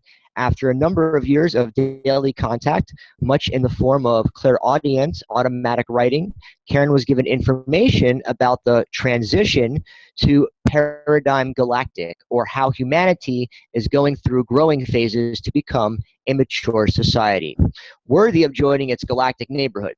The term paradigm galactic was given to indicate the goal was to be able to handle the fact that our galaxy and universe, the multiverse, is very highly populated and diverse.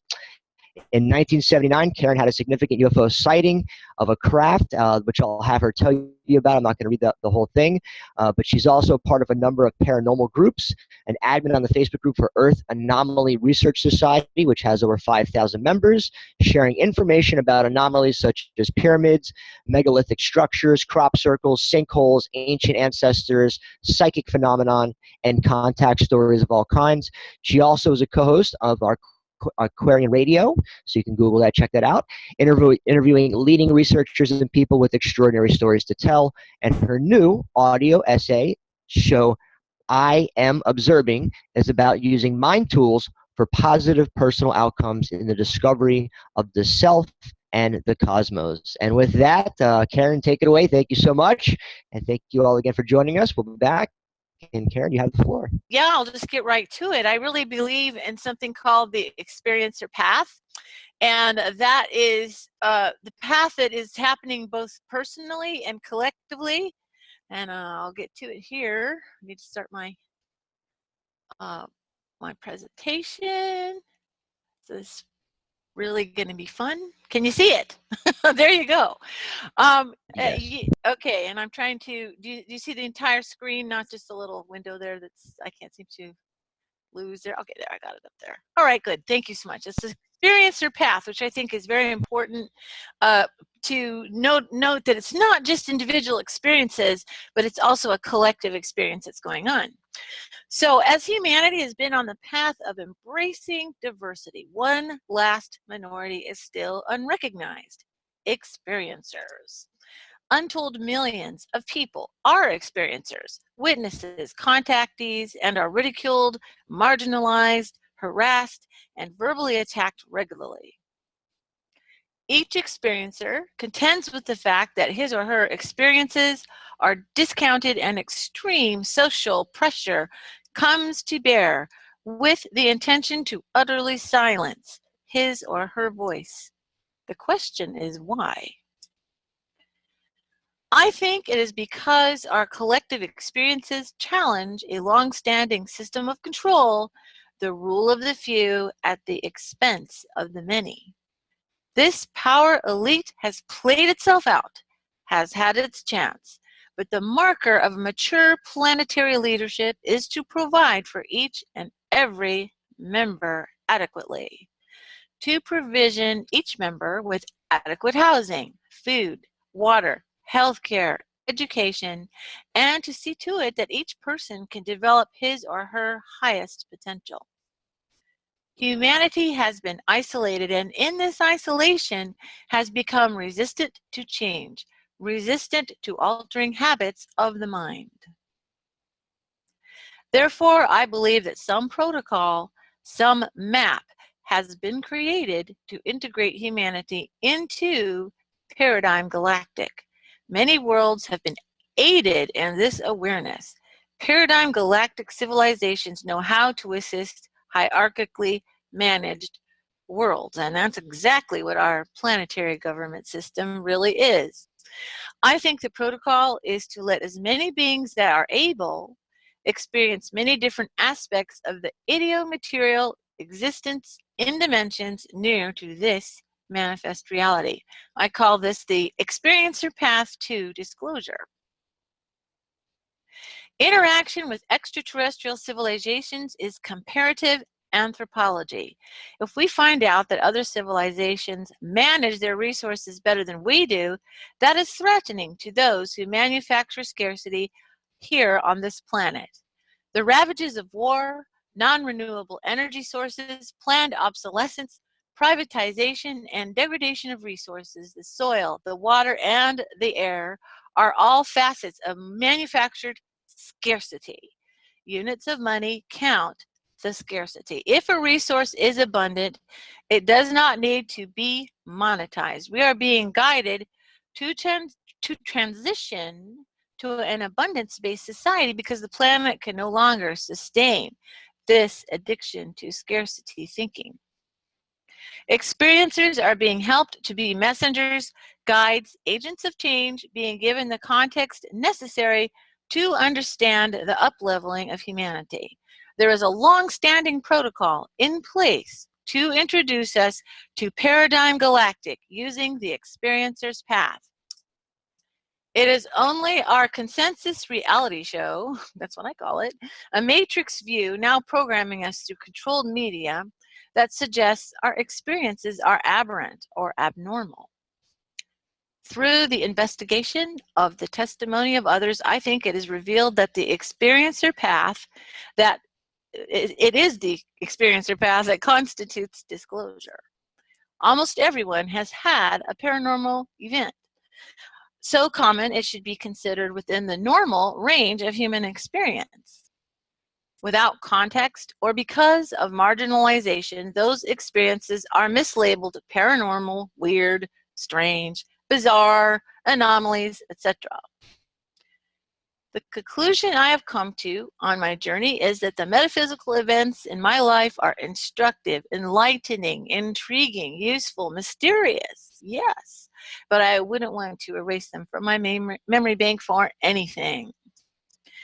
My earliest contact experience was a gentle guiding voice that I thought was God, the Holy Spirit, my guardian angel. Religion was my context. Early on, I found that when I put my attention on something, I suddenly had a flood of information pouring into my mind. This information was mostly just related, but not always useful to my present reality. When I was young, I learned I couldn't tell the grown-ups around me what I was downloading. It was like I had an external hard drive of information that I couldn't integrate into my normal life. Later, I would understand why this was happening to me when I met up with A.R. Borden, who was an insider, a renegade physicist, intuitive, and experiencer. From Borden, I learned the term idiomaterial physics. This term is more specific than quantum hologram to me because it refers to how things manifest from thought to material manifestation through 7 levels, each adding frequencies.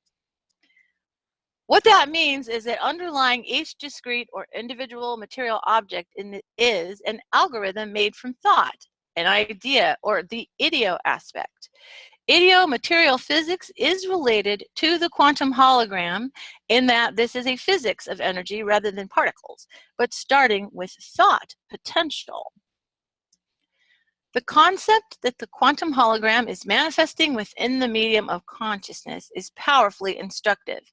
Many concepts in the paranormal experience are made more understandable. Along with our becoming aware of other intelligences in the cosmos, it seems that humans are expanding their knowledge of themselves as multidimensional beings. Okay, here's where I get into my personal experience path. It's been a very enlightening journey. My first large experience that's written, you know, in neon for me is a sighting in 1979. I was 18 years old at the time. We were visiting my godparents at the time, and my godfather, he was a locksmith, and I used to hang out at his studio and help him, you know, make keys, and it was just a very interesting shop. And he got a call to go out to a location where a man had tried to start his car and his key snapped in the lock. So he said, why don't you come with me and I'll show you how I do that kind of work. So we hopped in his big van with all the key making materials in the back. It was his roving locksmith van, and we headed out east of Salem, Oregon, for, I don't know, about a 20-minute drive. And we got to the location, and he got a magnet and got the key out and made a new key. And we got back into the van, and it was dusk. So it was probably about 8 o'clock. And we were heading back west, and so the sun was setting. And right as we're looking at the sunset, we saw something that looked like a plane on fire.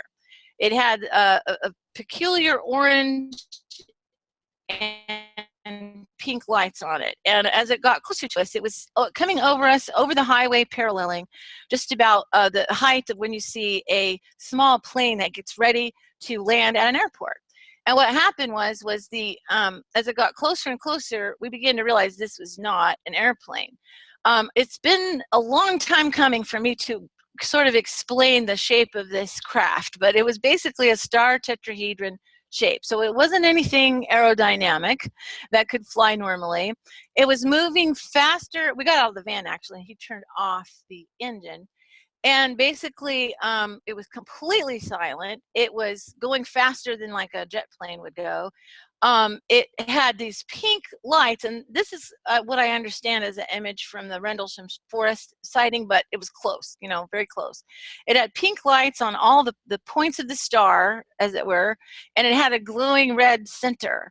And it took me a while, just like last year, that I realized I was partially looking inside the craft because it seemed to be cloaked, or had some kind of partial cloaking that was going on. So you could literally see the exoskeleton, if you will, of this craft, and it looked like copper piping. And that was kind of coming in and out. So it was you know, your brain is trying to make sense of this thing. One thought that I had at the time was that that current summer, the first Skylab that NASA had put up was in a deteriorating orbit. So it was in all the papers, and everybody thought that this craft was going to land on their house or something. So everyone was following the story very closely, and they didn't know where this thing was going to crash. So that was one thought that I had, as it was, you know, pretty far away, that it might be Skylab crashing. And I thought, oh, this is going to be real exciting. We're going to see. Well, maybe it'll crash on us. And I got worried. But it actually just flew silently over us and off, you know, straight along the highway path and back over us, flying east. And it you know, of course, the closer it got, it didn't look like Skylab at all. And just in case, I checked the newspaper the next day, and it had this chart of where Skylab was located that day. And basically Skylab at that particular time, 8 p.m. Pacific time, was actually over Australia. So obviously I wasn't looking at Skylab, but and it was a little too close, you know. So it was this absolute wow experience for me. And then I was just like that guy in Close Encounters of the Third Kind. I had to know everything there was to know about UFOs. So I just looked everything up, but I began to feel a suppression of my enthusiasm, partially because of my parental and religious background. And I'll explain a little bit about my father, because he's a big influence in me. My father believed in political conspiracy theories, but not in UFOs. I was kind of on my own to figure this out for myself. And my ultra-religious programming did not give me a way to context my experiences. So I didn't try. And after a while, I just gave up. I just was in college. I wanted to, you know, do my college career and do my profession, which later became computer science. And this just became a nuisance to me. It became something that didn't fit in my reality. And I didn't remember some of my earlier experiences, which some of what Misha Johnston was talking about, I did have some of those, but I'm going to be mostly talking about my experiences and my contact stuff. So, but yeah, that was, I realized later in life that I was being monitored because of my contact ability. So I had this downloading, and it continued. But life happens, and in its way, life is its own greatest teacher. I had pushed all that aside, but things were happening to bring it back to the surface. I had a really hard road for many years. My awakening experience happened when I was 45, so I had a lot of things happen to me. My first marriage, I was a survivor of domestic abuse, and my third child was born with severe disabilities. She was born with spina bifida, and I spent a lot of years trying to keep her, you know, alive and go through surgeries and all that. And once I finally got her into a care situation, that's when you know, my life just, you know, empty nest stopped, you know, as a mom. And I said, I really want to know about this. These experiences made me question all that I knew. So one of my self-help methods had been journaling all through my life. And I began to feel a prompting to write messages down that I was hearing telepathically. At first it was just bits and starts, and am I really hearing this? And the first part of my automatic writing was just, you know, am I really hearing this was happening? And these beings, which they call themselves to me, they call themselves the Joyous, explained to me what telepathy was and how I was receiving this information. And I was really receiving some kind of psychic impression that I translated into my own words as I did journaling. And that was a huge help, because I really didn't believe this was happening. But I could just read it right there and go, nope, that's not me. So yes, that really helped. This began one of the most intellectually and spiritually fulfilling guidance that helped me to integrate my experiences.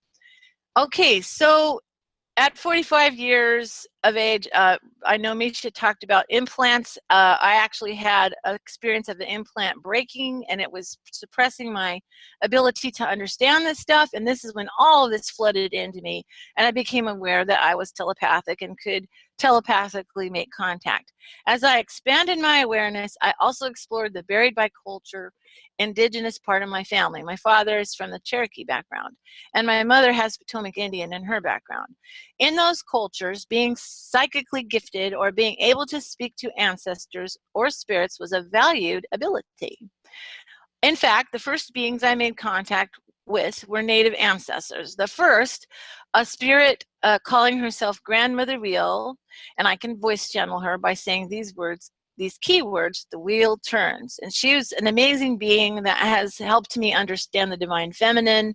She has such a strong impression of Mother Earth, and she is so old, I guess, that she thinks of all of us as just little children, and she's a lot of fun. But mostly she talked about your hands, and it was an amazing thing. She said, you know, you think things in your mind, but it's really your hands that enter manifest reality and manipulate it. So, you know, it was watching, what do you do with your hands? What do you do with your mind and your hands? And I learned a lot. Also, later I made contact with a shaman native grandfather spirit called Standing Cloud, and I go, well, clouds always move, and he goes, some don't. And I had this picture of this saucer-shaped cloud because, of course, the native, you know, our native ancestors encountered sky beings and star beings and believed themselves related as our sky family. And so when I was making contact with a being that was basically the consciousness of a dipolar star, along came Standing Cloud to help me understand it, because this was very, very confusing contact. And he came and helped me, get grounded and understand what it was I was looking at. And these two ancestors have helped me so much in my personal life, understand my experiences, and stay balanced as a human being, because our culture doesn't really help us with that. This is one of my contacts. This is Mr. Green, a green-gray being who is one of my most recent contacts. And my ability to interact with Mr. Green is based on the idea that fragmentations of individuation is illusory. So you begin to feel a bit melded in a sense with these beings that you contact, as if it's your other self. And I really got that feeling when I was interacting with Mr. Green, that we are multi-dimensional parts of each other. And one of my other research areas is the Apollo era lunar missions, and ostensibly Mr. Green is a green-gray who lives on Luna Base, which is on the opposite side of the moon. And he kind of plays 20 questions with me. In other words, he won't really tell me something directly. I have to ask a question, an intelligently thought out question, and say, is this really true? And then he gives me some information. So he kind of plays cat and mouse with me, but he's very delightful and has a good personality and spirit. Another being, I don't have a good picture. This is best I could do. That I was in contact with was Tobots, and he was a large insectozoid being that was on a spaceship. His own civilization does not make spaceships. They only send a few individual beings onto other spaceships to be part of science teams and science missions. And they're very, very xenophobic and germophobic is his race. So once they go on a spaceship and go off planet, they're not allowed to come back to the surface of the planet, well, under the surface of the planet, because that's where they live. They have to stay on a base that's outside their planet. And so just an amazing being. He was equally amazed with me, because on the planet, it's so hot that water does not retain its liquid state like we have on our oceans. What happens is the water is always kind of in a steam format. So basically, the telepathic contact was, he looked through my eyes at I was living on a boat at the time, at the water, and how it was on the surface of the planet. And he thought it was very interesting. And I would look through his eyes at either the spaceship that he was in or memories of his planet that he lived on. And it was a wonderful interchange, comparative, anthropology. And like I said, appearances can be deceiving, as this very large being had such a loving spirit. And as species, we're especially confused why our planet allowed children to be abused or neglected. And that was, boy, an embarrassment to me, to be a human being and know that that's in fact true, is that we have an economic system that allows many, many people to be poor, and especially for children. They would never allow that on their planet. They revere their children and have, a very different system of child rearing than we do. And I had no answer for why that was so. And we must understand that the ills of our society are being observed by others. And that should really make us think about what we do as human beings. One of my main contacts is Godesh, and this isn't a great picture of him, but it's a simulation. This is my Anunnaki contact, which happened to me a couple of years into my automatic writing. And this was a huge, first of all, his spiritual energy for me is huge. It's like talking to a giant, tall uncle. And he identified as Anunnaki. He claims that he's a convert to the pro-human faction. So the Anunnaki, as I understand it, some of them want to keep humans in a subservient and slave state, and to maybe even, let us be wiped out. One time they did in the Great Flood. And other Anunnaki have dealt with this directly, and they have a different feeling about us, almost a parental feeling, which is a strong feeling I get from him. And he claims that his change of what he saw of the humans was that he saw a spark of the divine in them. And then he said something totally strange, and it took me a while to find out about this. He said when he was 9 feet tall, he had adult onset growth to 12 feet. So he said, when I was 9 feet tall, I didn't think very much of humans. And then when I turned 12 feet tall, I had a change of heart about humans. And I thought, well, 9 feet tall, 12 feet tall, what's that about? I happened to be hearing Charles Hall being interviewed about his interaction with the tall white beings just outside of Vegas. And he said that they indeed had adult onset growth. In humans, that's called Marfan syndrome. Akhenaten was supposedly a victim of that, although he could have just been an alien. But also President Lincoln, our President Lincoln had this adult onset growth. And it's really unhealthy because your heart and your lung size and your organs are set, and yet now you've increased in mass, and your heart and your lungs and your organs have to work harder, and it usually hastens the death of the person who have this condition, like Andre the Giant and Abraham Lincoln. They said probably if he wasn't assassinated would have died fairly young. So that's what he said, is that somehow he achieved this enlightenment about humans, as maybe perhaps he was, facing death. It's hard to say. He told me he was a warrior or a general, and that was really helpful because he basically told me the mindset of a warrior, how to fight the fight. And most of the fight of a warrior is between their ears, right? In the art of war, it's how you think of things and how you keep yourself calm under pressure and all of that, which was really helpful to me. I have suffered on and off with anxiety disorder and PTSD my whole life, and so I really took that in, and it really strengthened me. So that was a big part of what he wanted me to learn from him.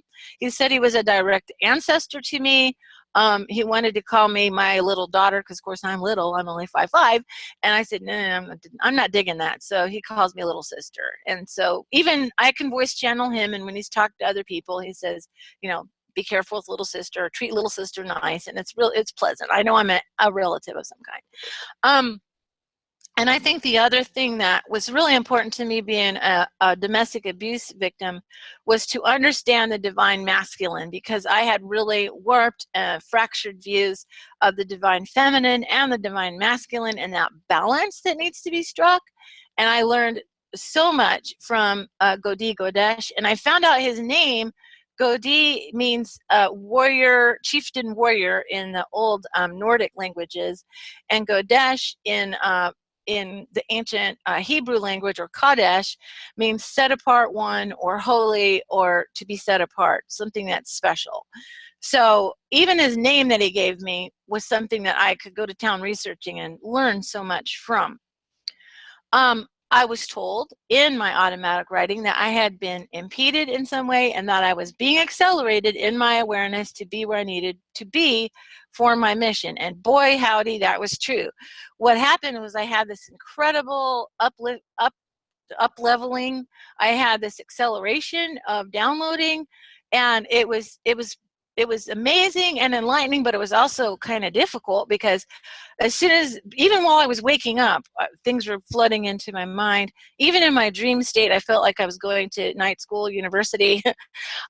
All through the day, I had information coming to me, and I could barely process it. It was really flooding in and helping me understand that all this stuff that I had been learning all these years pertained to this time period and to the situation of planet Earth.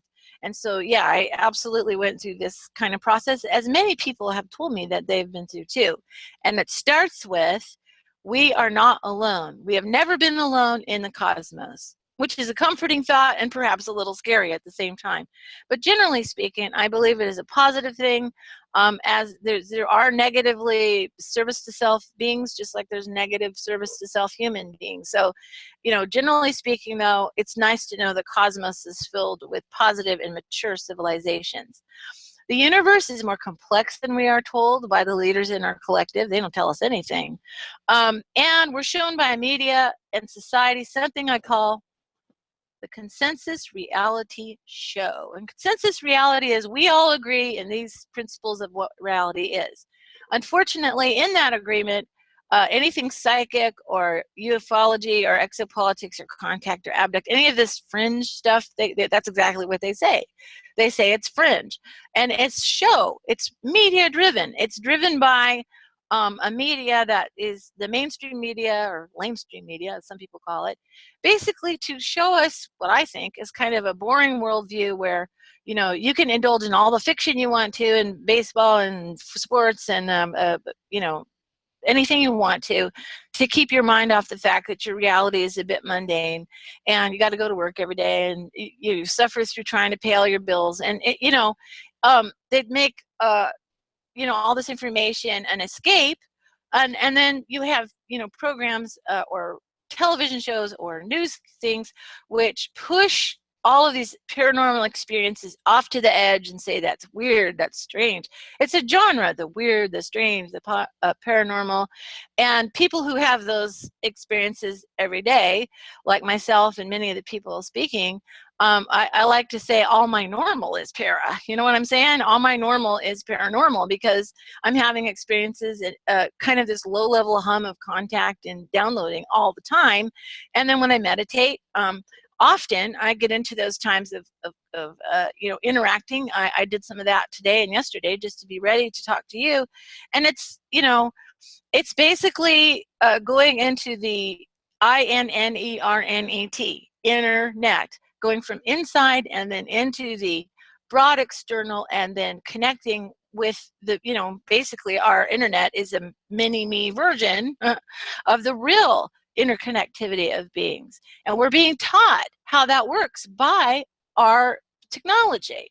And that's something hopefully I can go into at another time.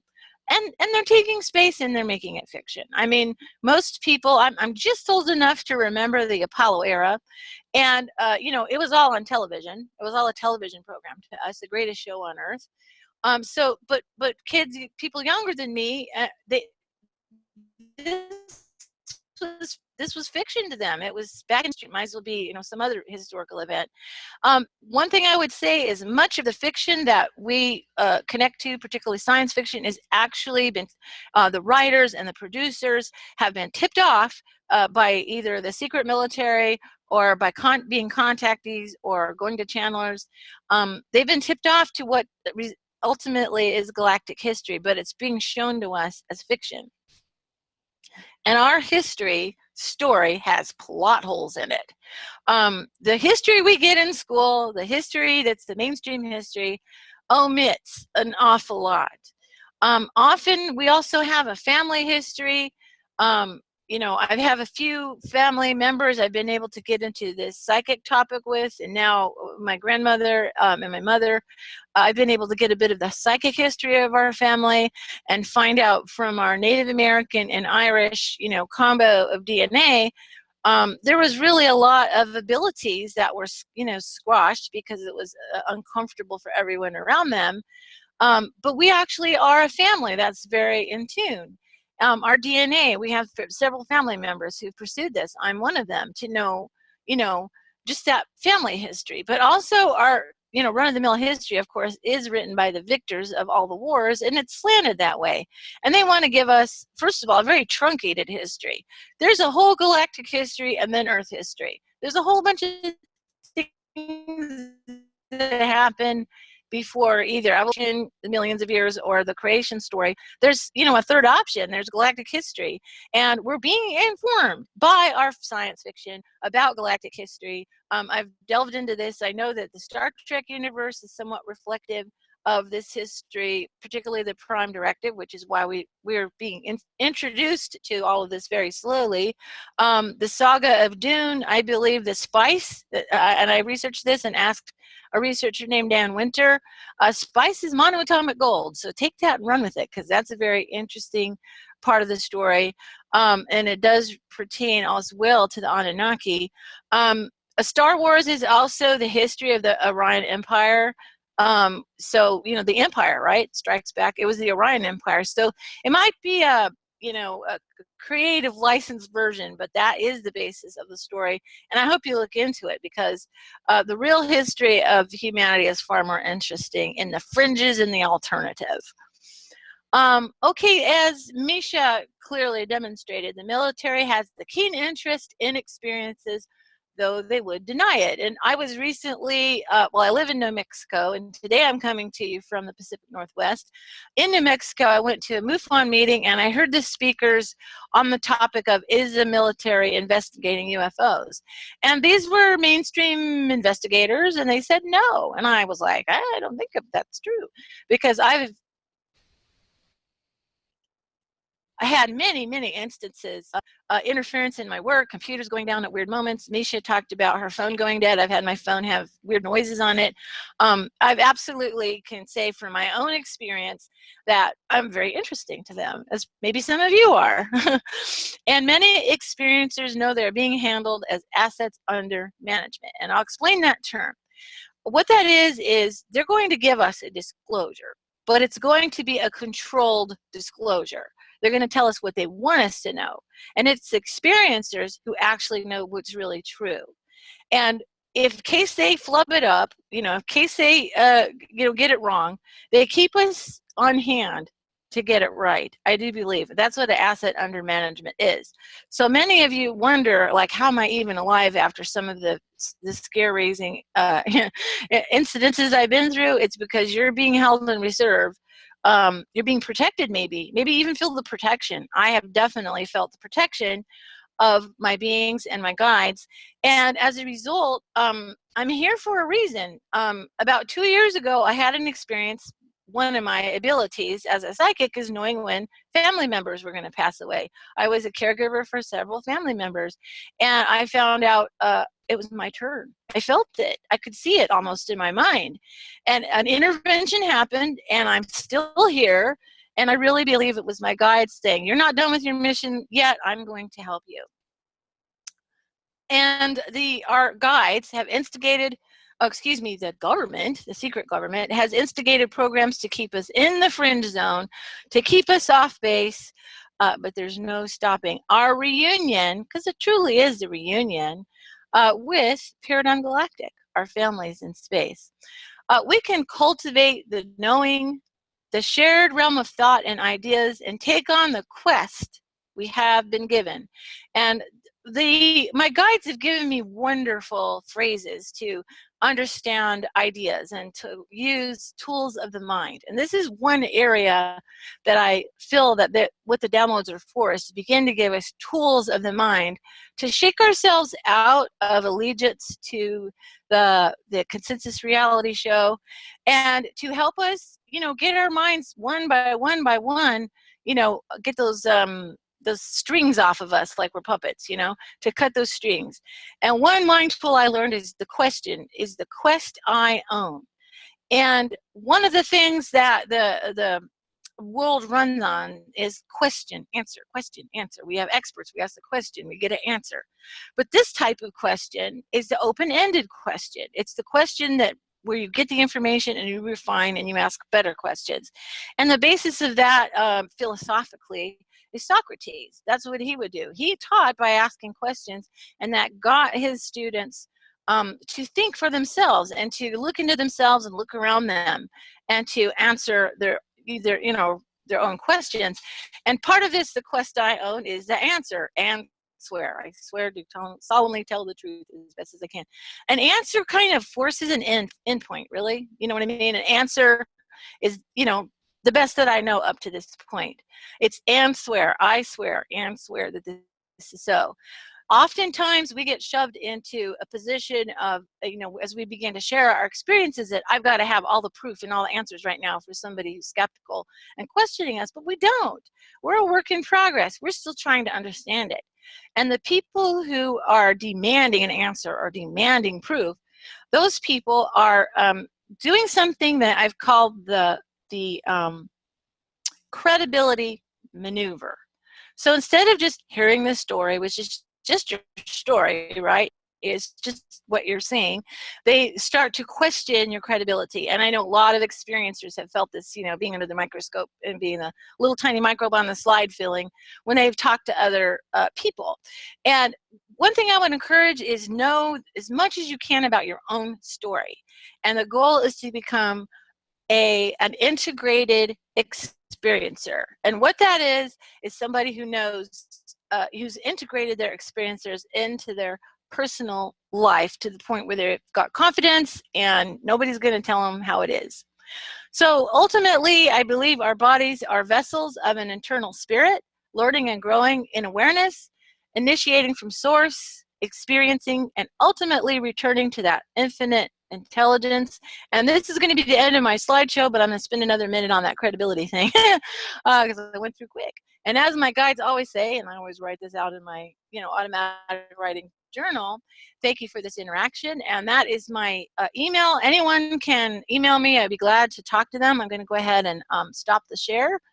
And here I am, and talk to you about this, okay, you've had experiences, you're trying to learn about it. I just recently banged heads with yet another person who was really in my grill about my experiences and what's going on. And I kind of had to just be quiet and let them tell me how it was. And that happens a lot. We go through an awful lot of negativity that's kind of built in. And one of the first things I encourage people to look into is something called the Robertson panel. And also the Robinson panel in particular was when the government did a think tank group, and they said, okay, how are we going to handle this UFO thing, right? And they were very nervous because the Air Force needed to have control of our skies, particularly after World War II, when we were dealing with the World War itself, and then the Cold War after. There was this need for dominance in the sky, and there was all these things flitting around that could move many times faster than the fastest plane that we had. And so people were seeing them and freaking out, and they had also decided we can't handle the truth, right?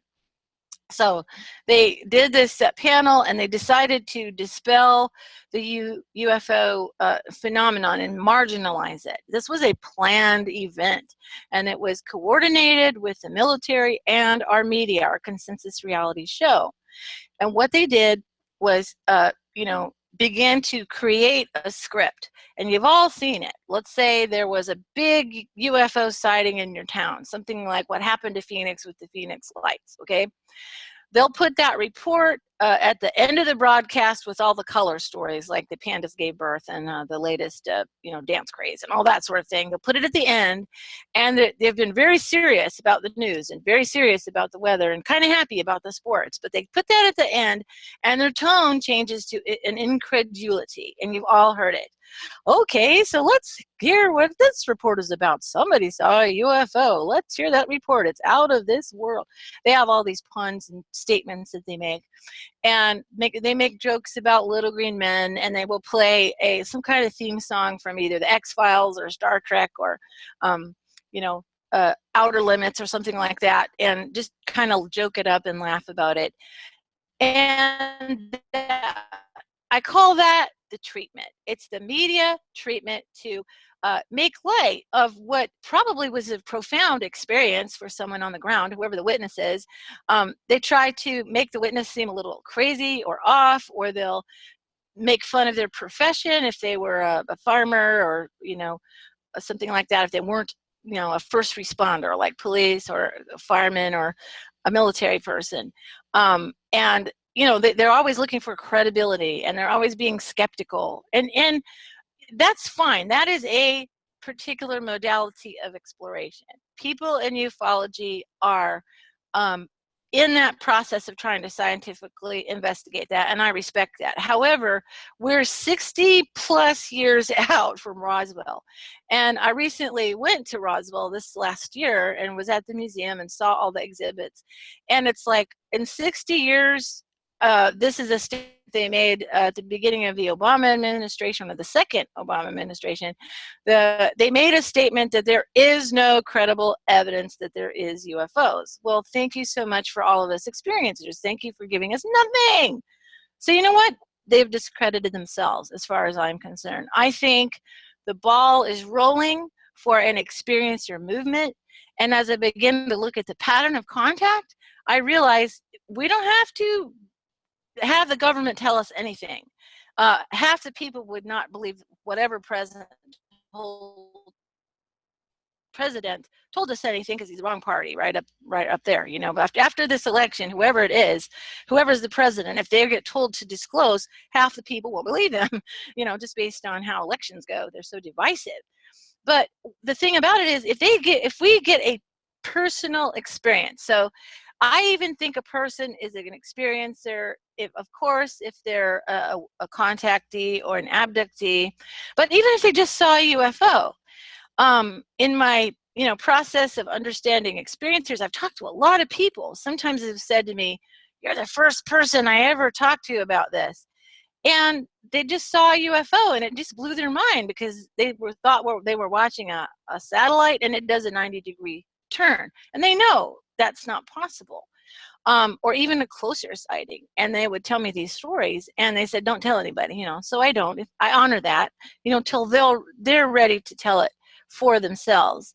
And this has happened to literally millions of people. So this experiencer path is not just I'm having my personal experience, but I believe it's the road to disclosure, because they know we have, you know, our paradigm galactic civilization buddies out there know we have a hierarchically managed society that's cut the whole ufology and extraterrestrial, extra-dimensional reality out of the picture.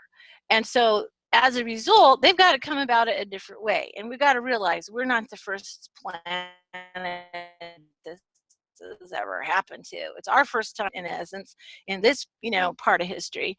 But it's not their first time ever contacting a planet and helping to raise their consciousness. So they're sending individuals experiences. So if you just even see a UFO, I call it a weapon of mass instruction, you know, because it messes with your mind. It gets a little wedge in there to make you think.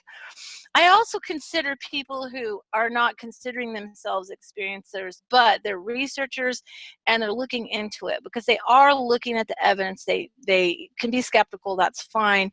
They are looking into it. And I honor that honest approach to trying to understand. One researcher I talked to recently said, "I've never had an experience, but I believe the preponderance of evidence does suggest that this phenomenon is real." And I appreciated his candor. And if someone says it's not real, that's fine too. What frustrates me and other experiencers that I've talked to is when they try to impose their authoritative whatever view onto your experience. That's a no-no in my book, because that is my experience, and that is your experience, and they weren't there. So that is a problem area, is that we have sort of an authority structure that wants to tell us what our experience is. And they can tell us about cases, they can tell us about what they're learning, but I draw a line there. And part of my drawing a line there has to do with my, as I mentioned before, being a domestic violence survivor. Was I went to join support groups, and I went to counseling, and I processed my experience. But during the time that I was going through that movement, the domestic violence survivor movement, grew and grew and grew to a wonderful support system that allowed women to get away and to get into some kind of alternative housing, help them get away from their abuser, help to protect their information. I actually went through that system myself, and it was because other abusers had gone through that. They created a system of support. So we've had a number of groups come out in the last, I don't know, 30, 40 years of different groups, the gay and lesbians groups, the domestic survivors groups, the sexual abuse groups. And I think the experiencers of all of these things that we're talking about today are the new group. We're now connected with each other and able to talk to each other. And now we have support groups developing and online support groups developing. And if you're by yourself with your experience and you really want to have some help, look on Facebook, look around, try to find support groups online that are available, or something in your area, and there's a lot of them. And I think that's important. And there's an organization called the Foundation for Research into Extraterrestrial Encounters, FREE, free. That is a Facebook group that you can look up, free experiencers, and that they have a directory of support groups that you would be able to participate in. But reach out, get some help, or reach out to your contacts, you know, they will help you the most. That's what I found out was the beings that contacted me helped me the most through automatic writing and telepathic messages was what I learned the most about my experience and how to process it. They want to help us. Some of them don't, but that's okay. Put them aside for a minute because there's more that do, I believe. Some of the frightening experiences, you know, I'm going to be personally this year going into regression therapy. I'll share that because I have some things that are not necessarily scary or frightening, but just really confusing that I want to unravel for myself personally. I'm in that process. I wouldn't say I've completely arrived yet, you know. I'm a human being, right, developing and growing just like everyone else. But I wouldn't trade these experiences for anything. And that would be my time that I would like to go ahead and turn it back over to Jonah. Jonah, if you want to pick up, I want to thank everyone profusely for letting me have this time with you, with all of you. Thank you. With that, we're going to move on to our next panelist. And this next panelist, just to give you a little background on her, her name is Hildegard. And she is an intuitive awareness consultant, speaker, writer, poet, and broadcaster. She's a walk-in from Boots Andromedine. She was also born and raised in an external family environment on a farm in Germany, and her professional background is in languages, international trade, as well as in broadcast journalism. She lived and worked in Europe, South Africa, and Canada, where she raised her 4 now grown children. Since then, she has been receiving ongoing telepathic guidance from her Andromedine brother, Luamar, a 7th dimensional conscious scientist from Boots Andromedine Galaxy. She regained her health against all expert medical prognosis given at the time by following the telepathic information received and insights from the invisible worlds.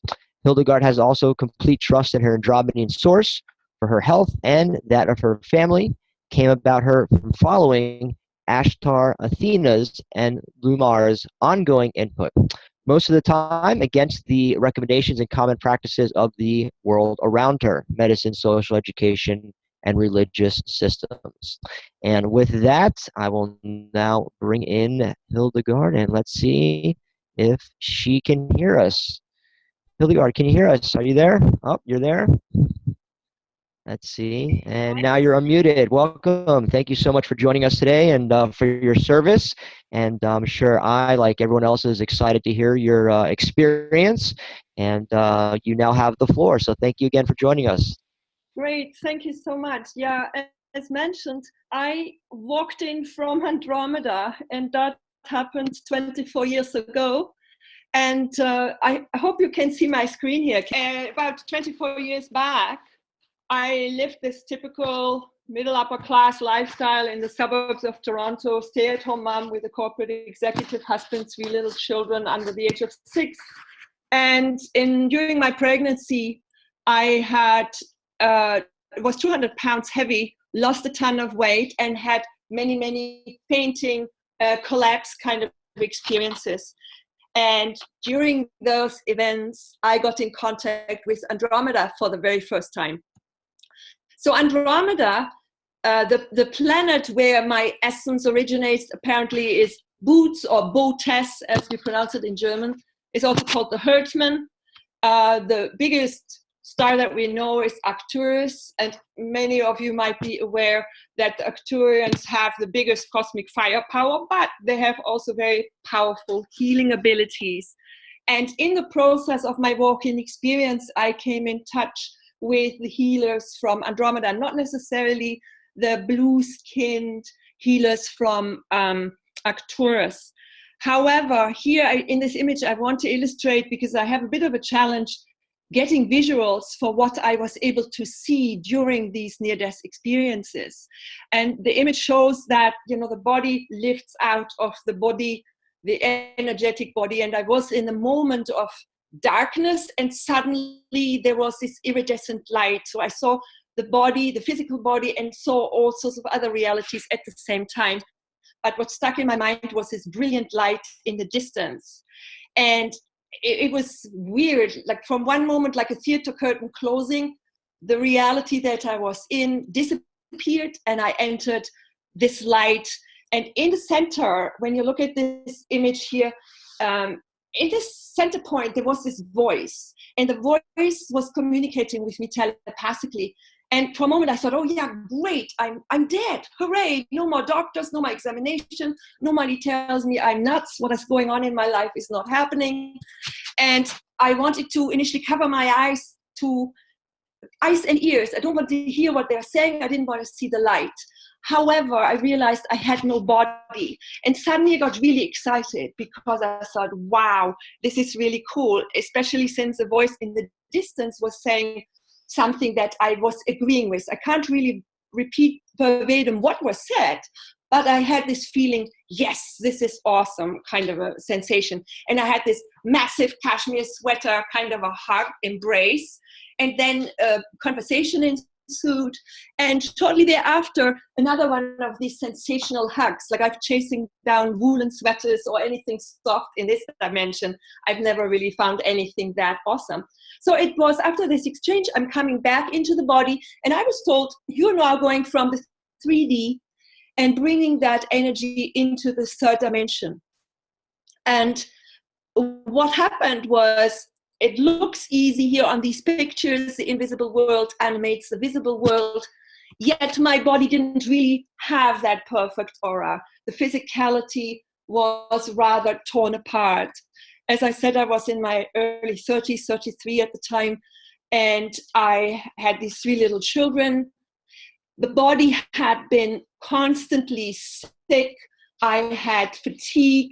I had incredible challenges functioning even before I fainted and walked in.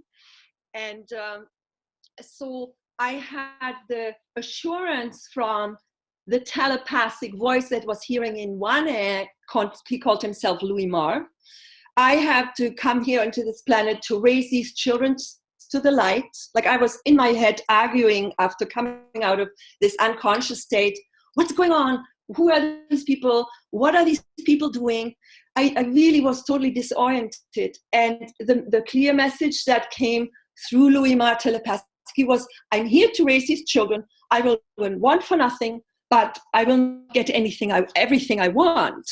And then once the time comes down the road, I will actually have the opportunity, and I must share my experiences. This was the deal that was struck in this moment where I was in the light, apparently.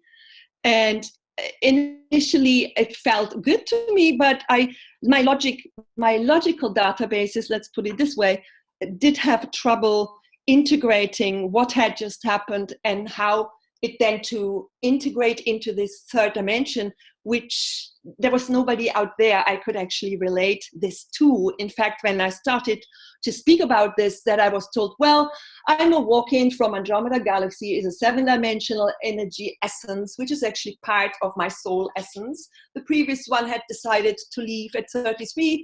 The new one, they agreed to come in, and I'm now in the course of being upgraded. My DNA eventually will be upgraded. My consciousness is constantly updated, and I will be monitored by these people. This is a commuter kind of spaceship from Andromeda. There's 5 people on there. My lead handler, if I might call him that, or big brother there, is Louis Marr. The people around me obviously think this woman has lost her marbles. And I'm showing here the integration challenge was really with the children, with the husband I had been married to for 10 years. And it turns out that these were actually my greatest mentors, because it was through the children and through my being mentored to take care of the day-to-day stay-at-home mom with 3 little kids lifestyle that I developed over the last 24 years, a very deep passion and love for life on this planet, for nature, for water, for the birds, for all living creatures. And to me, these blackouts, and I'm just giving you a couple, it happened the very first time in 1992 in Germany on an escalator in a department store. Then there was an event in the parking lot, the minivan, the kids, the dog, everybody in. I started the engine and I see through the windshield there is this incredible light. Was it a spaceship? I don't know. I just remember seeing this light. And the next thing I know, I'm in this reclined car seat. I'm awakening from something. The children, the dog, they're all in the back sleeping, strapped in. Has never happened before. Anyhow, so all these events took place when I was walking the kids home from primary school. I ran after one of the children, wanting to prevent them from running onto the street. At some point, I was even driving a car on a busy highway here in Toronto, the Bloor Street. Goes over a viaduct at some point, and I noticed I was in the left lane. I had 2 lanes to cross to get into the last side street before going over this valley. I have no idea how I got there. There was no accident, nothing. Yet again, I am awakening from this sleep. I have a lot of incidents of missing time.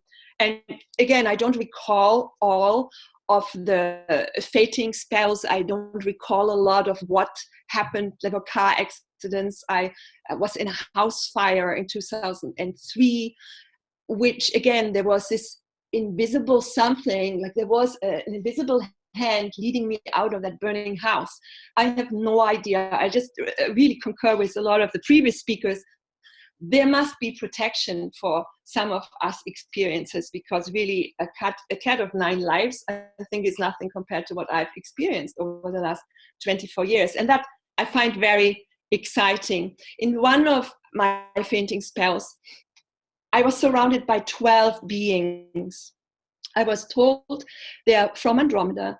I was here to be worked on by them. 4 to my left, 4 to my right, 2 in the front, 2 in the back. In my feet, 2 by my feet and 2 by my head. And the love that went out from this group of people, I have never felt anything like it before. The closest I could find was an image that I'm sharing with you here. The beings, however, had long, straight, silverish platinum color hair. Their skin was as pure as a newborn skin. It was incredible. These people, their presence was so incredibly loving. When I came back from such experiences, I was still stuck in this dilemma, having a body or a vehicle, as Louis Ma calls it, that was broken. I had not only trouble functioning and recognizing my family, the children around me. I went from one medical expert to the other, and the diagnosis, well, maybe it's chronic fatigue, maybe it's fibromyalgia, maybe it's irritable bowel, maybe there's a thyroid issue. And each label that was stuck to me was accompanied by a certain medication, which initially then I was taking, and I felt like a two-legged pharmacy. However, none of it was actually helping me integrating what was happening in my life. And I think, and thank you for all this previous speaker who spoke about this, the issue of being not believed, people telling you you're nuts, or you're making the story up, or you're just outright being lazy, you don't want to take care of your responsibilities anymore. This was like a huge challenge for me, because the mind and the heart and the communication between Ashta Athena, who helped me learn about how to behave as a female in the third dimension. She was about coaching me for about 2 years. And then after that, Louis Ma was giving me the understanding. And Louis Ma said to me, do not believe anything that we are telling you, because we don't want you to be just another trained monkey. Run it by your own processing unit. And if it makes sense, do it. If it doesn't, don't, because you really need to own the new perspectives that we are sharing with you. And so in a blink of an eye, my life changed. Everything, whether it was spiritual, emotional, physical, like everything that I had once known in my life was no longer working. I had a huge problem, I didn't know what to do, and I was scared of the people around me, and that actually for a certain period of time included my children and the man I was married to at the time. So the Western approach to dis-ease is maybe accurate for if you look at the human being just as a physical machine. However, I believe that it is important for all of us. I'm not wanting to discredit any approach to healthcare, but I think we need to stretch the Hildegard, your microphone went down a little bit, your volume. Can you fix your mic, maybe speak a little louder? It dropped for a second. It's hard to hear okay. you. Is this better? There you go. Thank you. Yeah, maybe if I come closer. Sorry about that. Yeah, so I realized that the answers for our challenges, and especially physical disease, is a sign, a telltale for us to actually look within. We have to develop, or I had to develop, the faith into the fact that my soul, my essence, has developed a certain plan before I took in physicality, whether this was the walk-in plan or it was that I'm to, bring a new invention about. It doesn't matter. I think every human being, before we come here, and I saw the human being as a non-local field of information all my life, yet as a 5-year-old, when I heard the trees talk and the birds sing, and I seemingly was able to see invisible beings, I heard voices when I talked to my parents and the people around me about it that didn't really want to hear about that. So I learned to suppress that and became a good girl, shut down my abilities, if you so will, because I believe human beings have extra sense perception. We have more than 5 senses. And so began the battle between my conditioned, tyrannical, negative mind and trying to figure out, is it the telepathic guidance that is good for me, or do I need to do something else? So I highly recommend for people who are finding themselves in a situation where life as I know it doesn't make sense to them anymore, just take some time out, get back, think, reflect. And I love this quote by Michael Proust, the French philosopher, who says, the real act of discovery consists not in finding new lands, but in seeing with new eyes. Everything in life to me is really perception. And if I have a new perception, so is there something wrong? Do I have a mental illness, seeing that I'm hearing all these voices? Or is it simply a natural progression of my being human, because as I am opening myself to new channels, new guidance, assuming that there's really nothing wrong, but everything is in divine order, chances are answers will come to me in a way that I never had logically anticipated. So to me, synchronistic events, which I'm sure all of you have experienced, are actually the confirmation that you are on the right track for you. But we cannot really ask somebody else about, oh, did you see that? Or did you get that? Because everybody is unique. We have unique talents. We have unique purposes. We have a unique past. However, if I'm judging you or you're judging me, and in our society, we are so full of judgment of one another, we cannot ever really get to know who we really are. So to me, I see messages and signs in clouds. I see images. Sometimes is a message of somebody having a baseball jacket on and there's something written on it and it triggers me, or it could be the radio. So people, I think, have different ways of obtaining guidance. In my case, I asked questions and I got guidance from Louis Marr. Maybe that was my connection to Andromeda. But somebody else sees angels, somebody else sees gnomes or elves or the reptilians, or they're seeing the mantises come into their bedroom. And I think what is really important is that we know we have free will. We do not have to take anybody's guidance if we don't want it. But if you are asking for guidance, be aware what the answers are going to look like. They may not necessarily come the way we expect them to have here in the third dimension. And in my experience, the Andromedans that I am in contact with have never violated my free will. I had actually more horrific experiences with human beings than with Andromedans. All the Andromedan contacts for me were very incredibly loving, helpful. And I was told that off-planet intelligence has been supporting not just me, many people on this planet have even been supporting this planet, pouring oxygen on it, do all sorts of things to mitigate the damage we have been doing to the best of their ability without interfering with free will that we have. So to go back to when I first walked in, I didn't get all that download that, oh, Louis Ma didn't tell me right away how this is all going to go. In retrospect, it may sound really very easy, but initially all I was given, raise these children to the light. And in due time, when you're ready, you will get more information. So that information, imagine your wife, your son, your sister, your mother, your brother, your coworker comes and says, hey, listen, I'm walking from Andromeda, and I can't have this, I can't eat that, I no longer feel I'm committed to doing this job or whatever.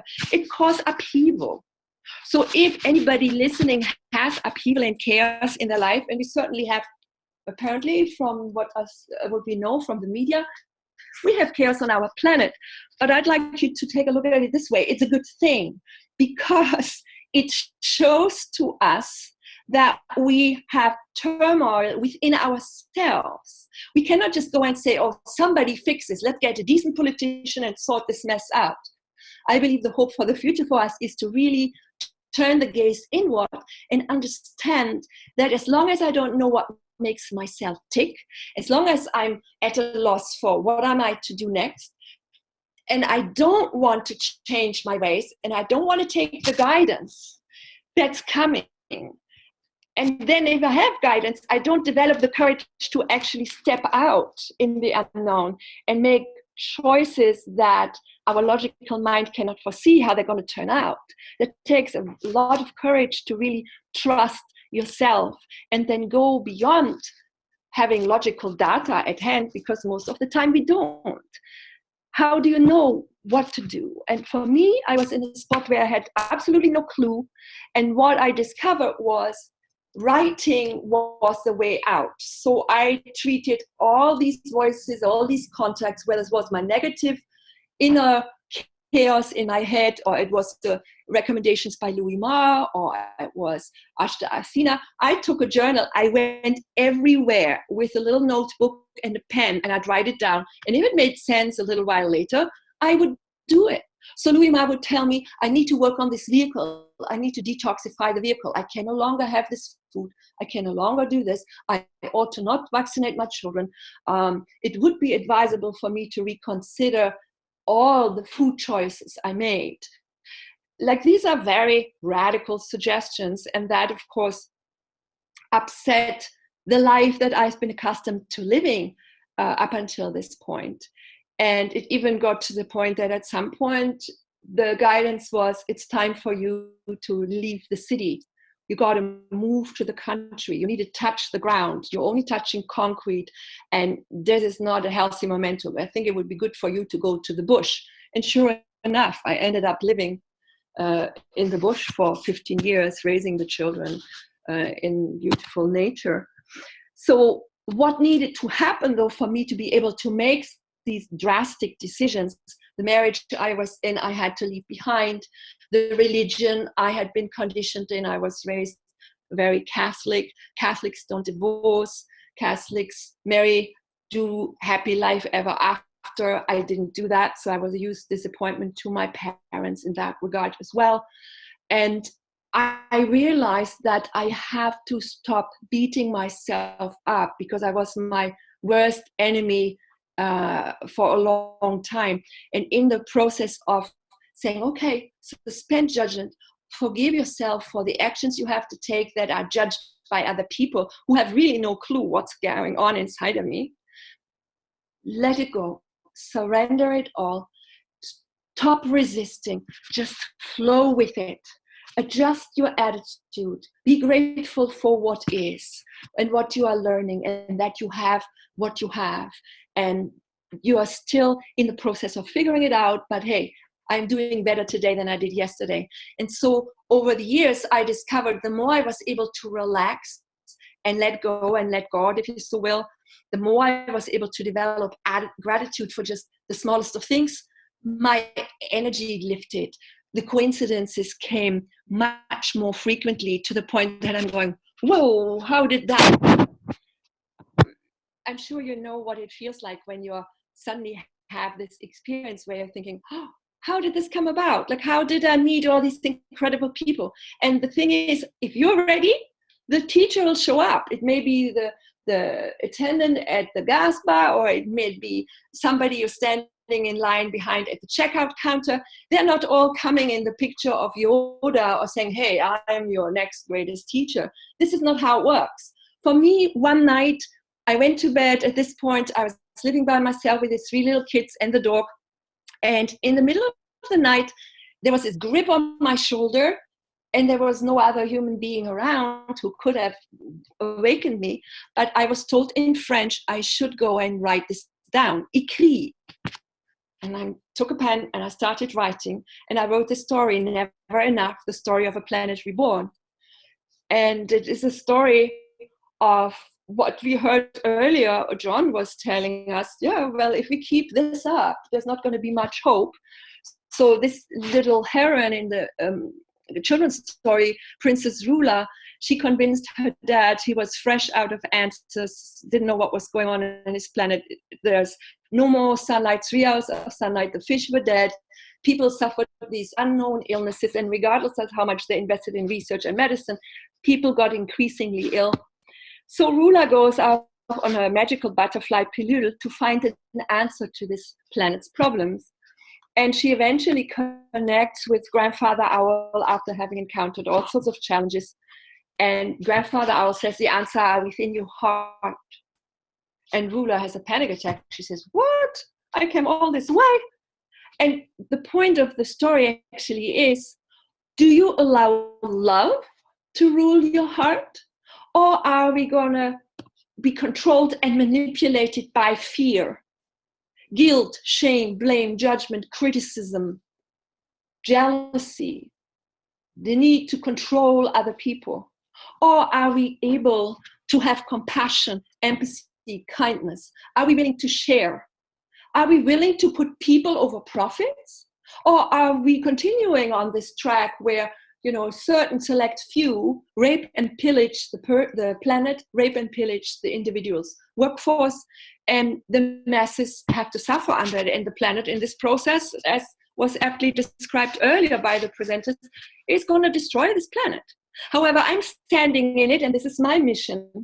I'm standing that we are recognizing the genius that the human being really is. I don't believe that the creator, and the Andromedans believe in the creator as well.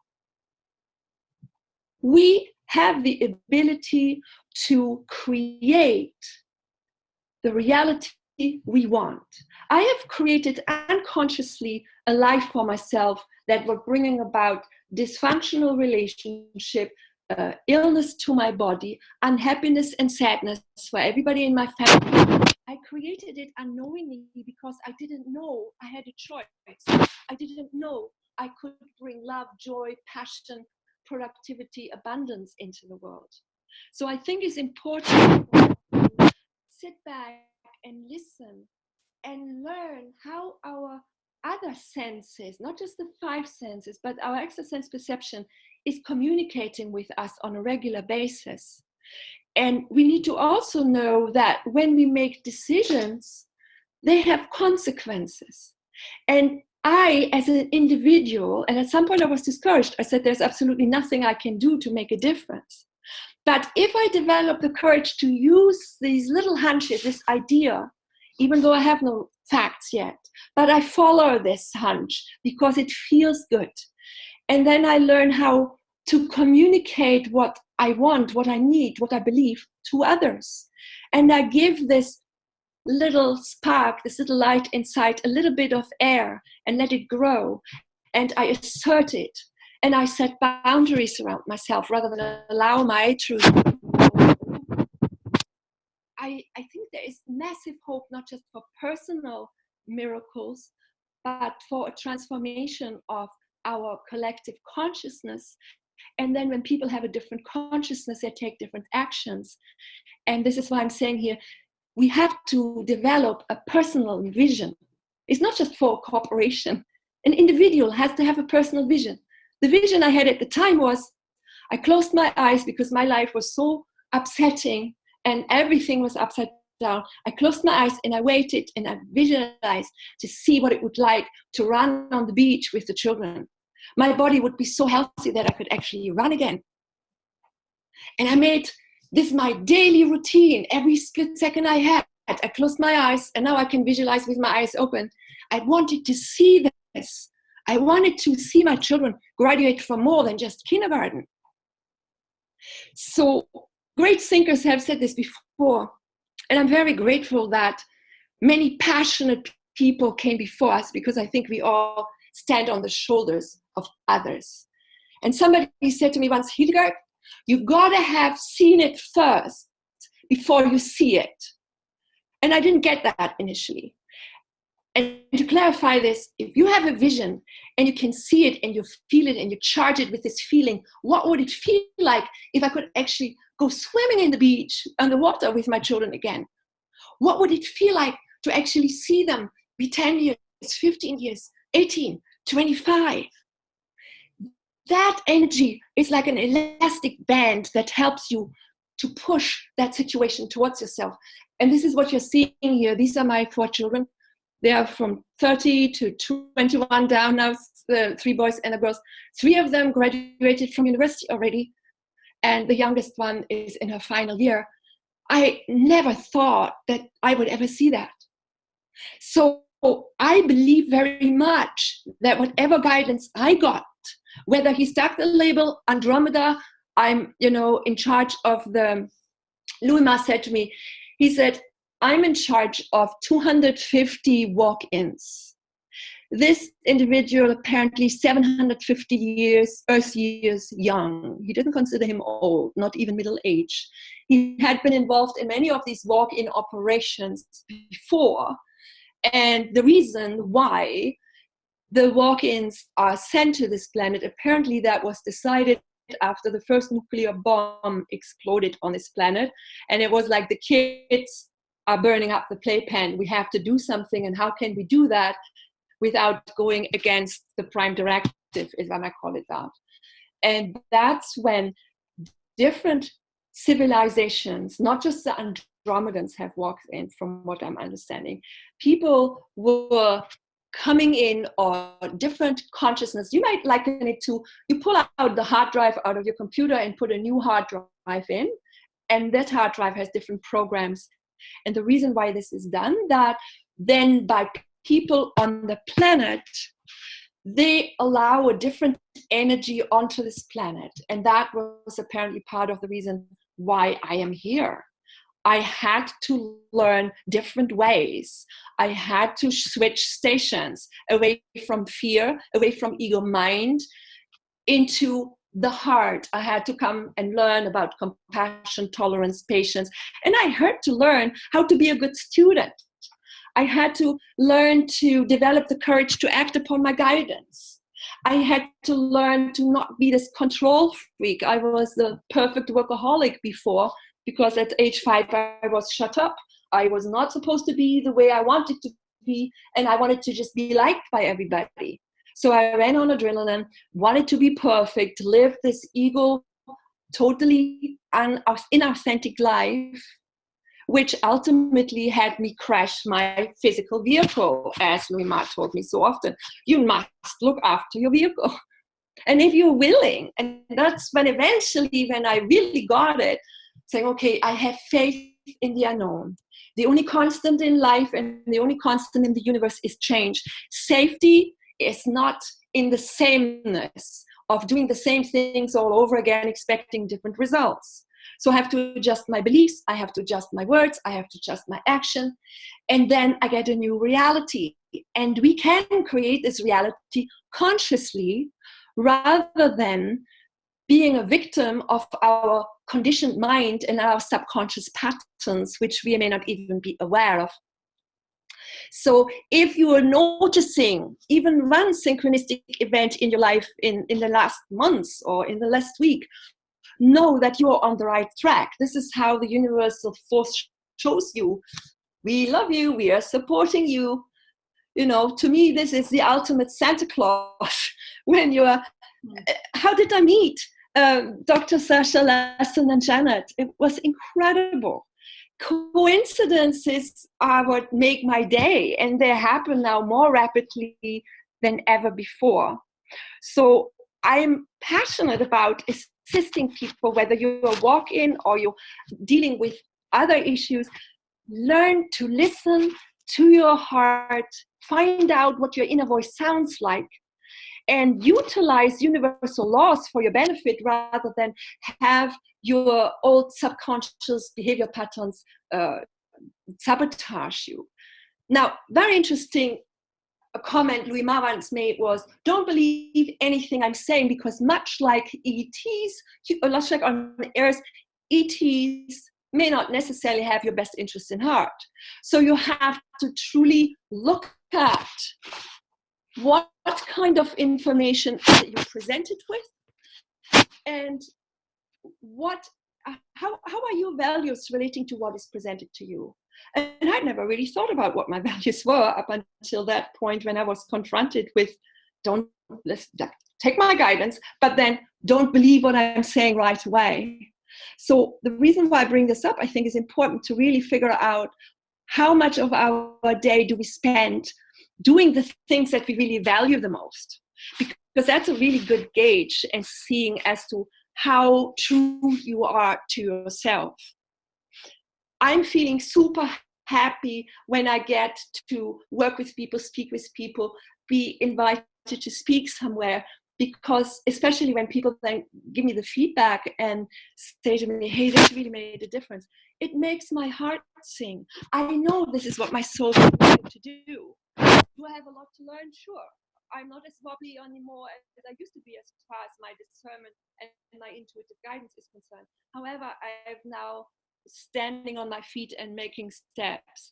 I'm not up and running, and life is an ongoing journey, so it's not that it will ever end.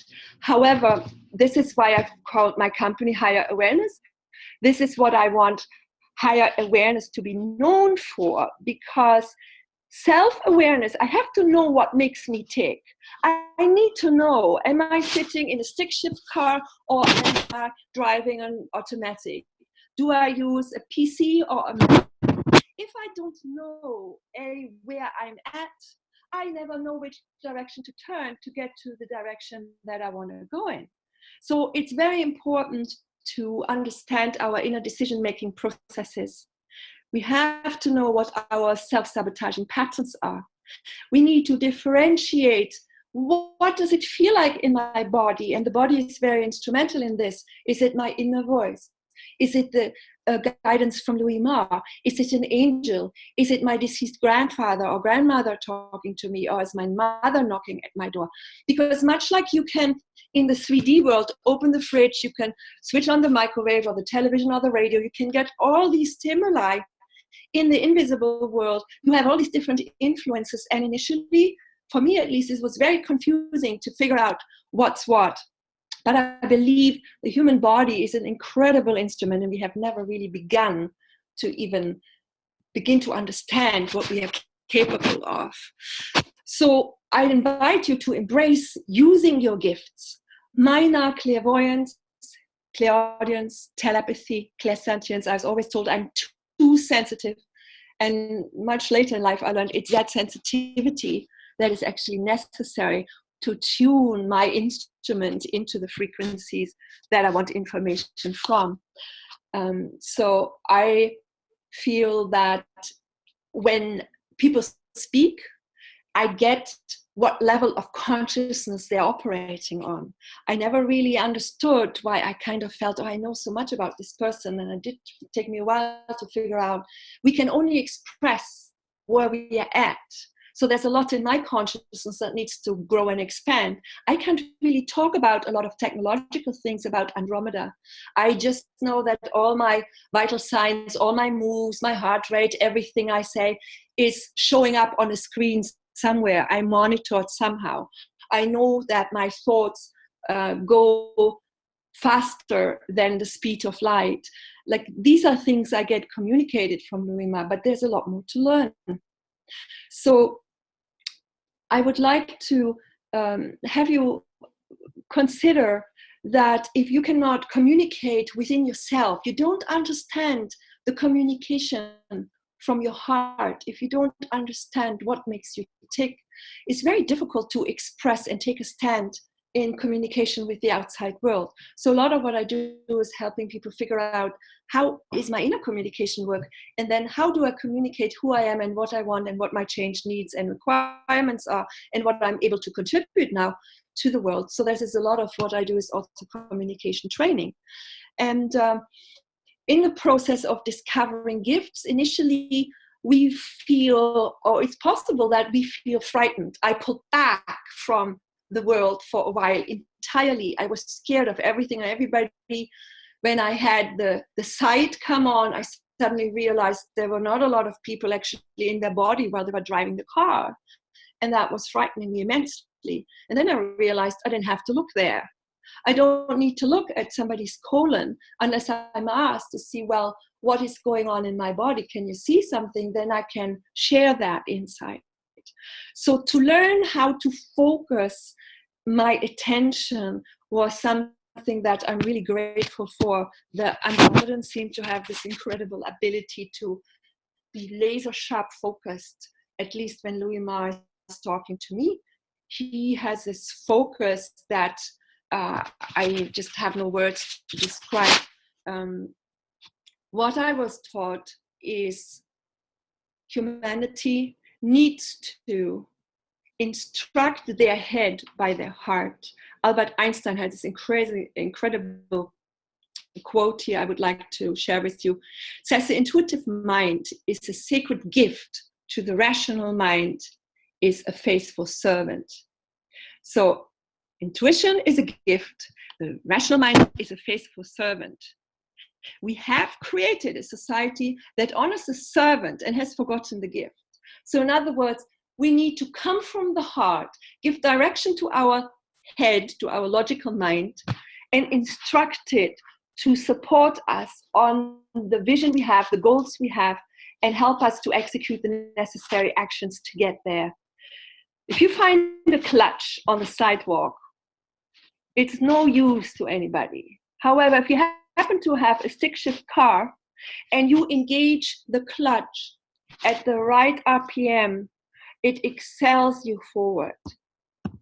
And this is a lot of what we have problems with in this world. Our mind is racing. We have so many things to distract us, and we never get on with the real deal. And I'm guilty of that.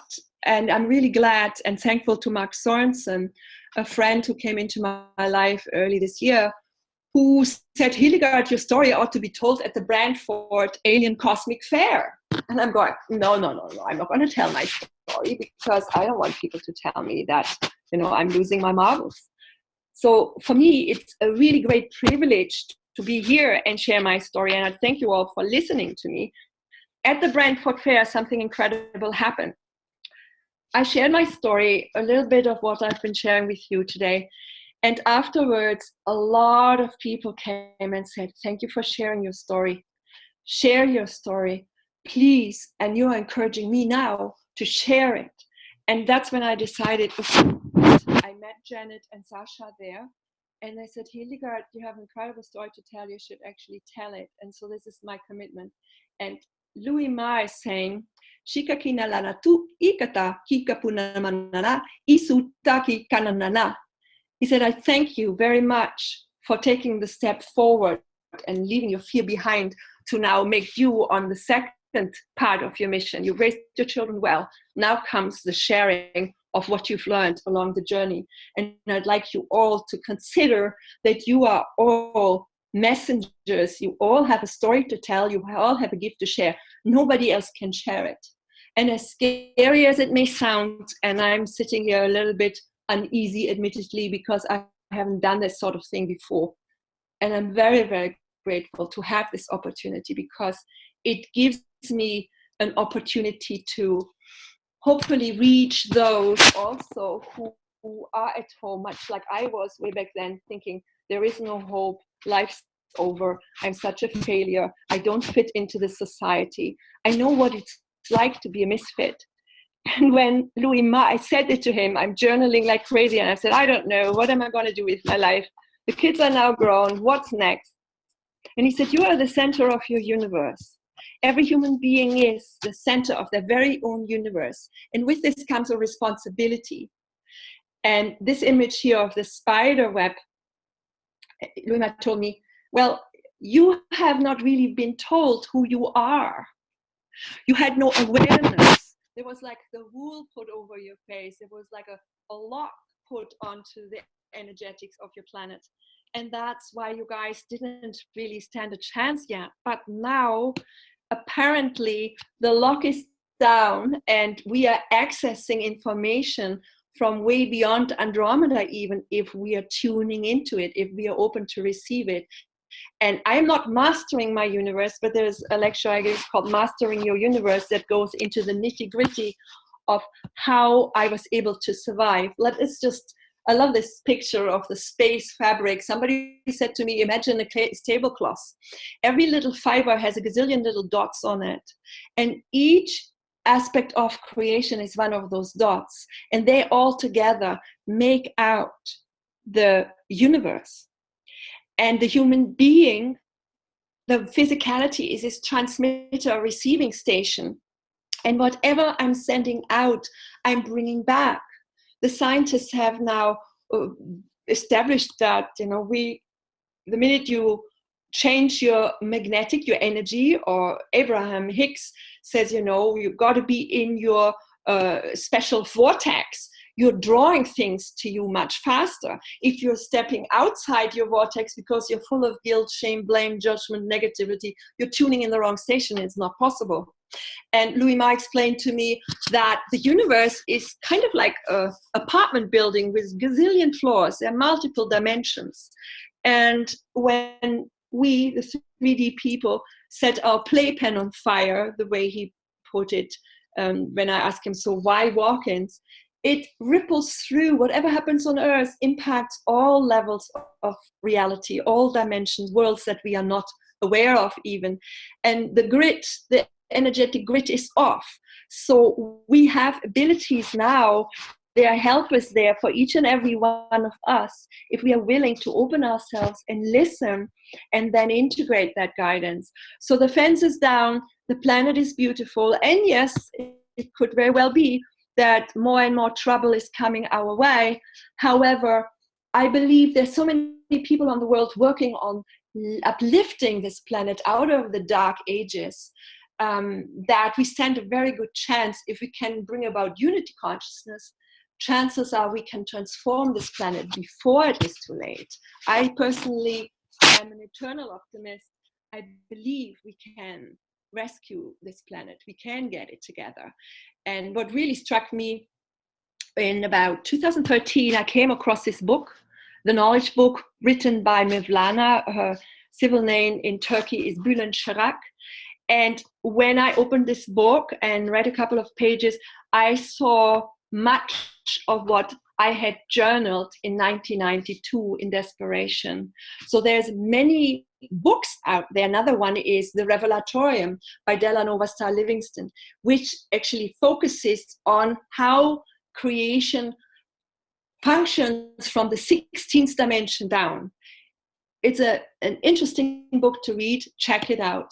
And then last but not least, in Brantford, when I met Janet and Sasha, it was this, oh my God, I know these people.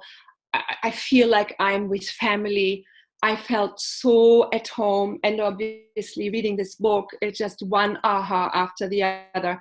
And I sometimes wonder what would have happened when the astronauts were on the moon, if they would have said, hey, Houston, we don't have a problem, we have friends. And people would actually have known for the last 30, 40 years that there have been interaction with people from different dimensions for eons. It's not new, not unusual speaking to somebody from a different world. However, we are responsible for ourselves, for our life, for our health, for our families. We need to realize that there is a family out there that is waiting for us to do our driver's license. We have to mature. We have to take responsibility. We can no longer wait for somebody to tell us what to do and how to live on this planet that we were entrusted with. We have to be aware that there's dormant DNA that is activated. The solar flares, the photons from the sun, they are accelerating our DNA. I wrote a poem, it's on my website, higherawareness.com, The Galactic Human. I think first is the Force, and then it's The Galactic Human. I was blown away when I wrote this poem, because oftentimes when I'm feeling stuck and I don't have any words and I don't want to hear of anything, my hand starts just writing poems. And then when I read the poem later, I'm going, oh, now I get it. Okay, so we are expected to contribute to bringing harmony and peace on this planet. We don't need to have a one world government, but we need to feed the people that are on this planet. We need to provide equal opportunity. I sound maybe like a broken record. Previous speaker said that already. And it's doable. We are having the opportunity to make a difference by living our passion, by sharing our gifts and talents, and then simultaneously we make a difference to the generations to come, but also to other realities. So responsibility is a word that I shied away from probably the first 30 years of my life. I was very much interested in blaming other people. And it's very hard on the ego to acknowledge where I went wrong. But let me read this to you. It seems easier to defend actions than to honestly examine them. We are quicker to attack than admit. Admissions require courage. When we summon the courage to take ownership of our experiences, to see them just as they are, to feel them, we will recover the blueprints of our lives. We will face our fears and find the transparent beliefs that create them. Becoming more honest with ourselves means introducing more honesty into the collective consciousness of the world. And this lays a foundation upon which an enlightened planetary civilization can be built. And I think that's what we are tasked with. The minute I acknowledge who I am and what I'm capable of, miracles happen. And this is my miracle. You have to find your reason to go on. Even though your circumstances seem to be so hard to bear at times that you think you can't do another minute, never mind an hour or another day. Find your reason to go on, because you have a piece to the puzzle that I might need, that your children need, your grandchildren, your neighbor. You are a genius. Let your light shine and let your light ignite that of others. I came up this morning with this vision of this word dream. It was just right there, dream. Yes, we have to have a dream, but oftentimes there are people around us that tear our dream apart. They say it's not possible. Oh, Hildegard, your body is under 100 pounds. You never live past 6 months. Next time you hit the pavement, you die of a heart attack. Well, I dreamed.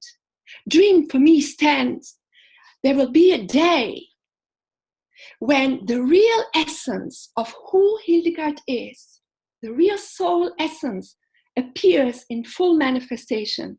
I don't even think I've begun the journey yet. I've succeeded in some ways, but the real task to facilitate others to make their soul sing and have them bringing their soul essence into full manifestation is yet ahead.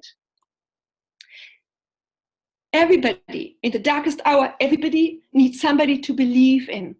Somebody shows up in the darkest of times. For me, there was always people when I needed somebody showed up, and Donald Neil Walsh wrote this book, The Little Sun and the Soul. And in my life, books have a habit of kind of literally hitting me or falling in front of my feet. And in one of my darkest moments, I picked up this book, The Little Sun and the Soul, and it said, God sends you nothing but angels. And the angel may be in a human form, as in my case here. And this gentleman was making a huge difference to me in one of my darkest days. However, it can also be an angel. You can have a beam of light visit you in the kitchen. You may have a contact of any kind that suddenly helps you get hope, get heart, and you do just another day. Thank you very much for the opportunity to be with you. Thanks for listening. My name is Hildegard Gmeiner, and if there's something I can do to help you, support you, whether you walk in or not, please contact me via my website, higherawareness.com. Thank you very much.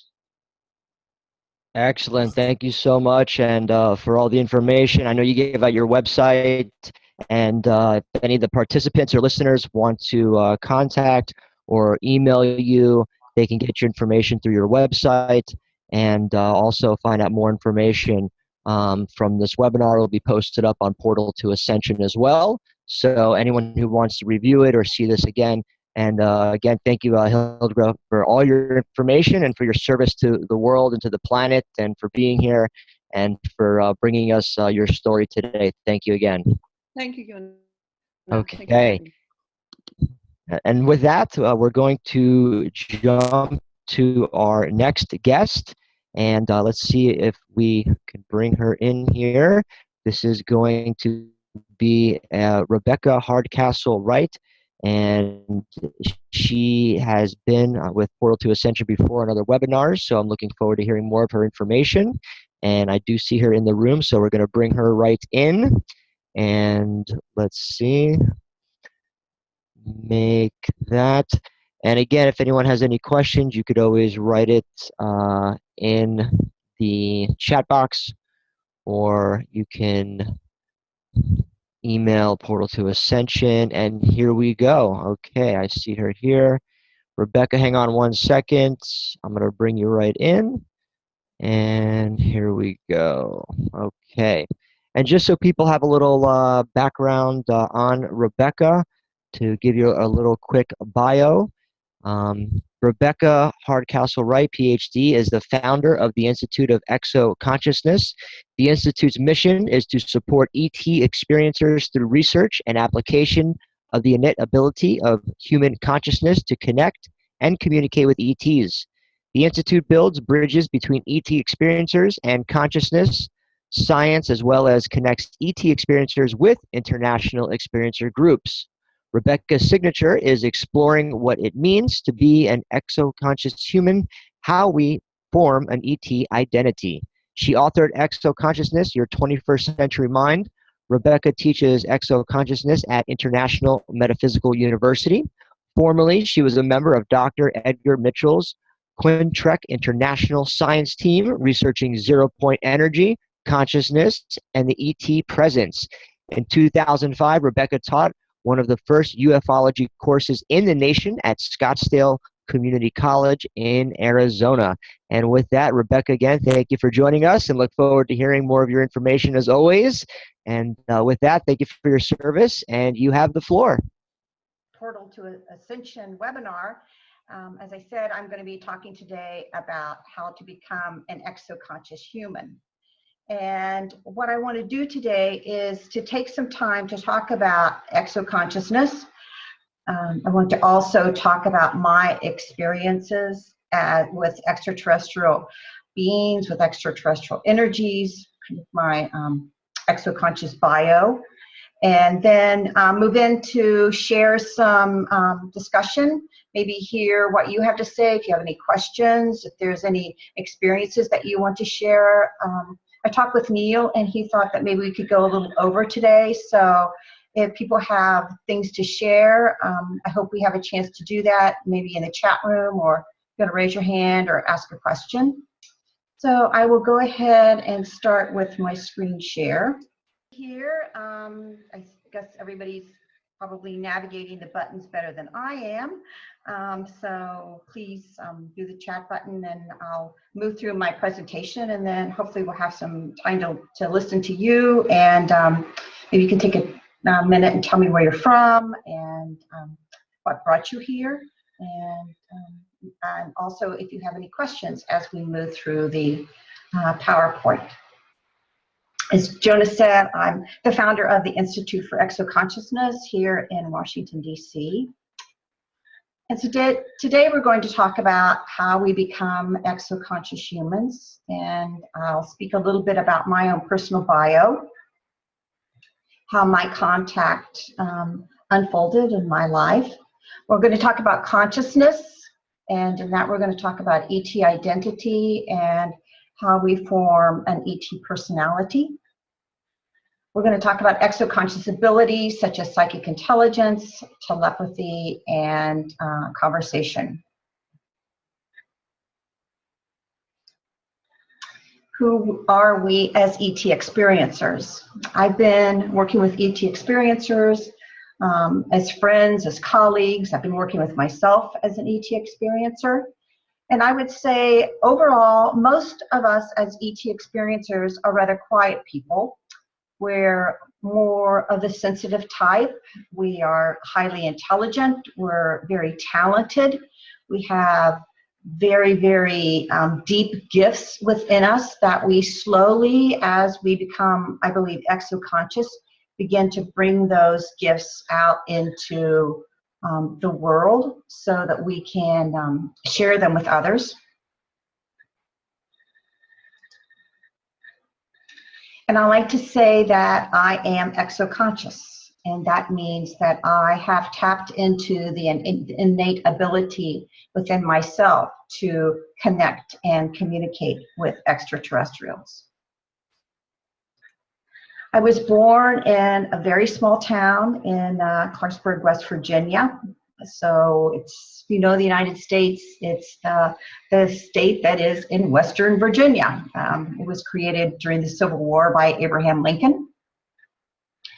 And I lived in a small town. My father was the pastor of United Brethren Church, which later became Evangelical United Brethren, and then became United Methodist. So I was raised in a family of 4 children. I had an older brother, and then I was the second daughter, and then I have a younger brother and sister. What happened to me was about the age of 3, I began to have extraterrestrial visitation in my home, and I became very aware of the extraterrestrial presence in my life at that point. I had 2 different kinds of phenomenon happening to me as a young child in that small town. I was taken aboard craft, kind of the classic craft story. I was taken aboard the craft, and I was introduced to extraterrestrials, many different races. I tend to call myself a Heinz 57 experiencer because I've had such a plethora of ET beings who have shown up in my life. I know some people feel as though their contact has been more with one particular race, maybe the Andromedans or the Pleiadians. For me, there's been a multitude of races that I have communicated with over my lifetime, and we can talk about the specific races that I've communicated with, but they certainly include Pleiadians, Andromedans, Lyrians, Syrians.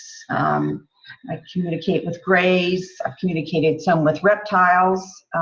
There's been a lot of just many, many different races. The Mantis race is also a race that I communicate with.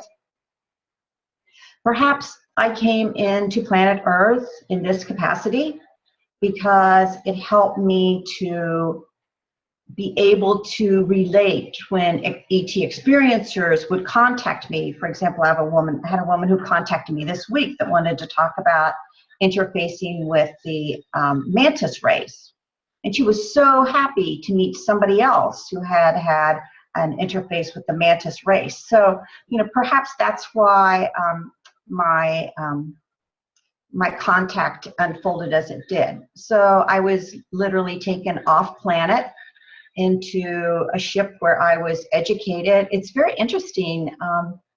As many experiencers can relate to this, I was given different timelines to see what was going to be occurring on Earth, but I was also introduced to people who would come in and out of my life at different periods.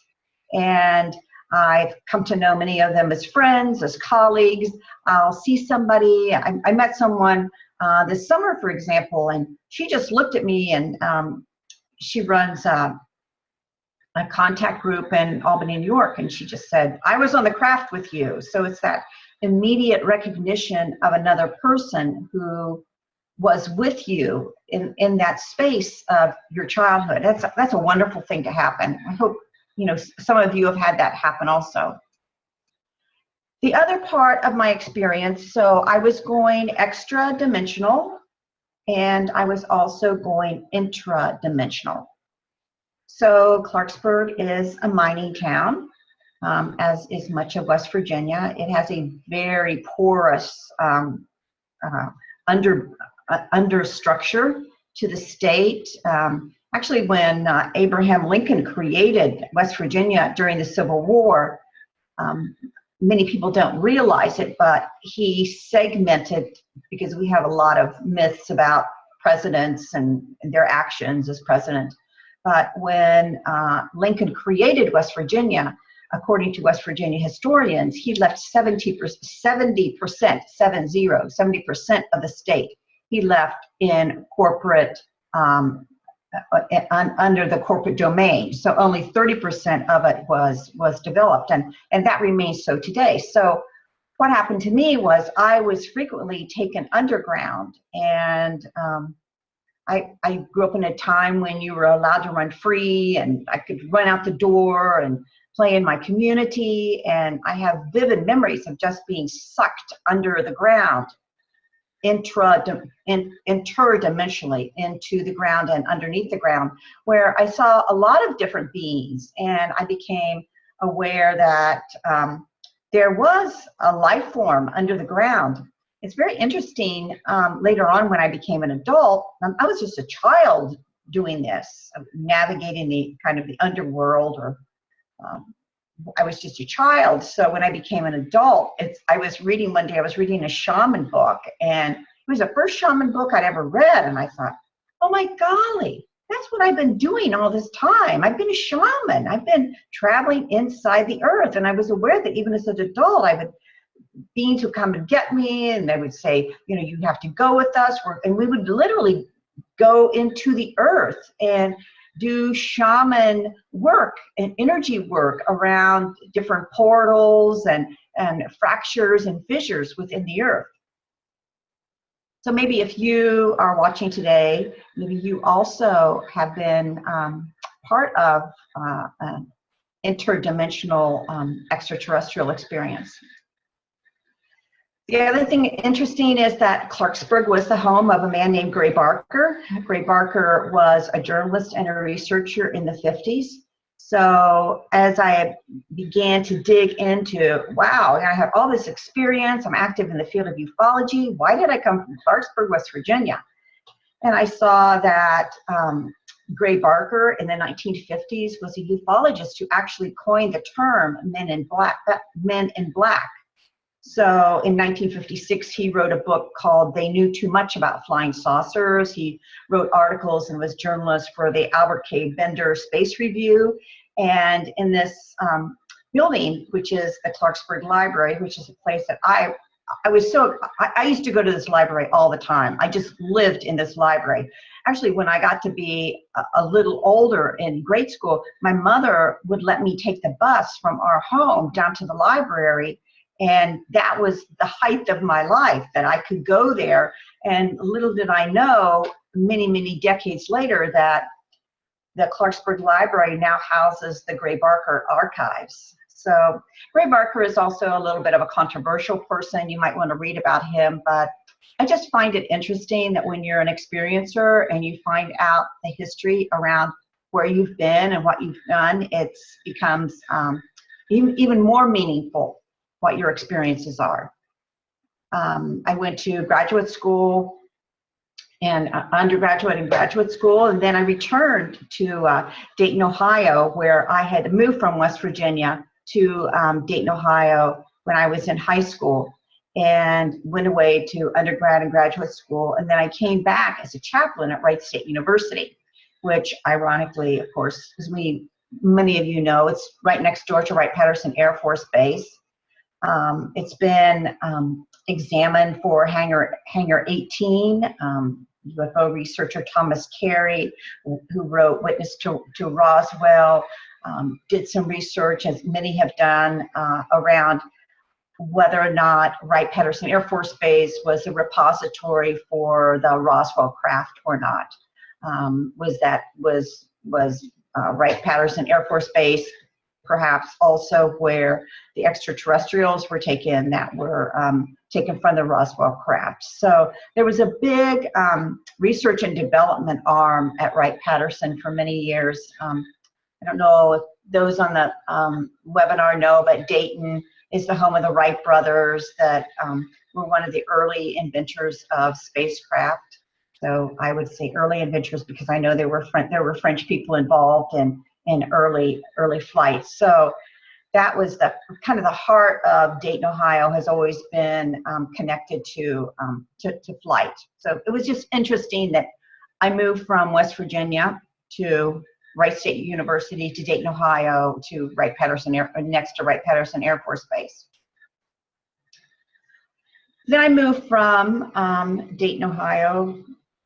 I left Dayton, Ohio in 1992, and I moved with my husband and children to Phoenix, Arizona, which, as many of you know, is I believe, an important portal on Earth for interdimensional movement and communication.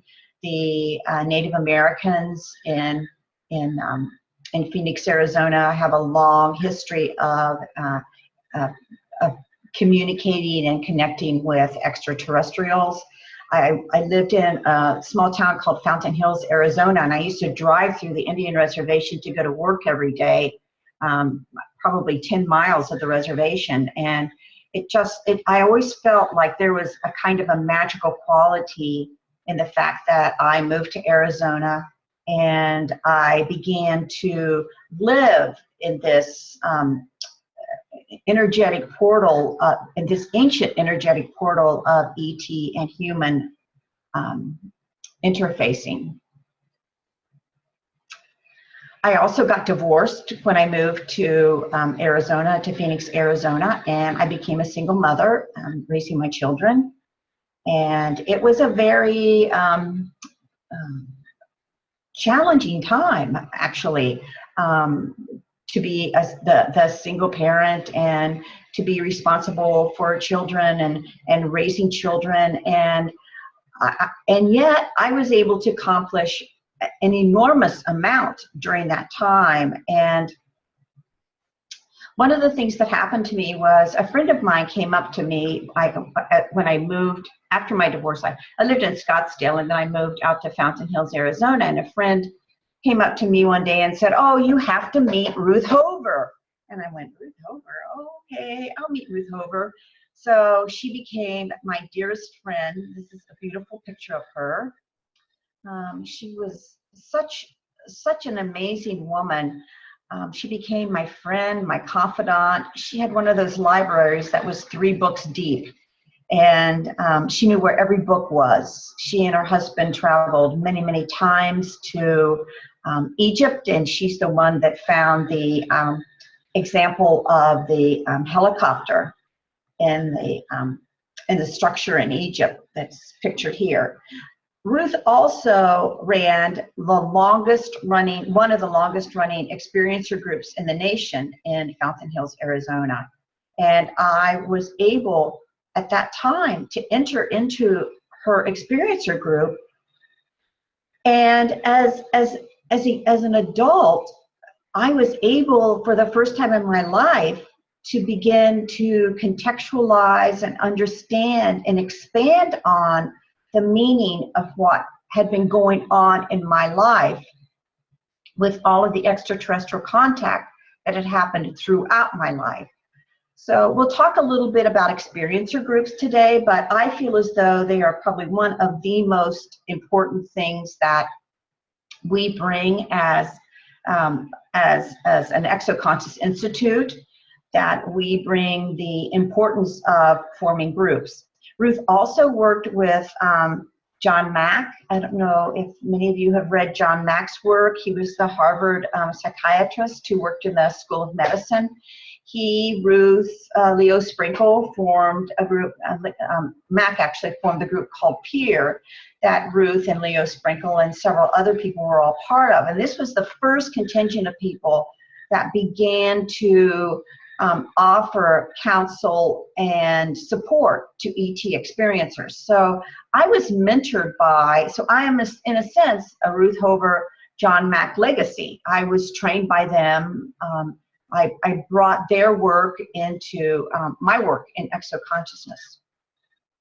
I received a lot of downloads when I lived in Fountain Hills in Phoenix, Arizona.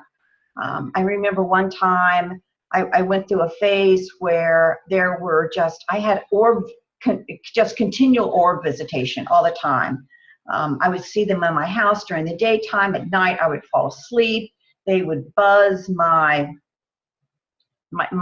ear. They sounded kind of like dolphins. They would squeal like dolphins and wake me up. And I went through a period where I was awakened almost every night, and the ETs would literally push through three-dimensional symbols from my ceiling. So I would have these symbols pushed through.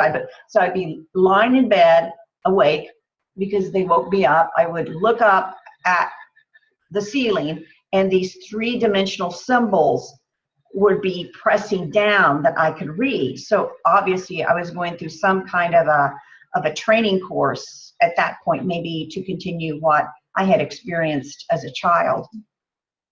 These are just some of the types of symbols. I had books of symbols that I collected, but unfortunately they all molded when in Arizona. I don't know how that happened, but they got wet, molded. I had to throw them away. But I have vivid recall of that experience.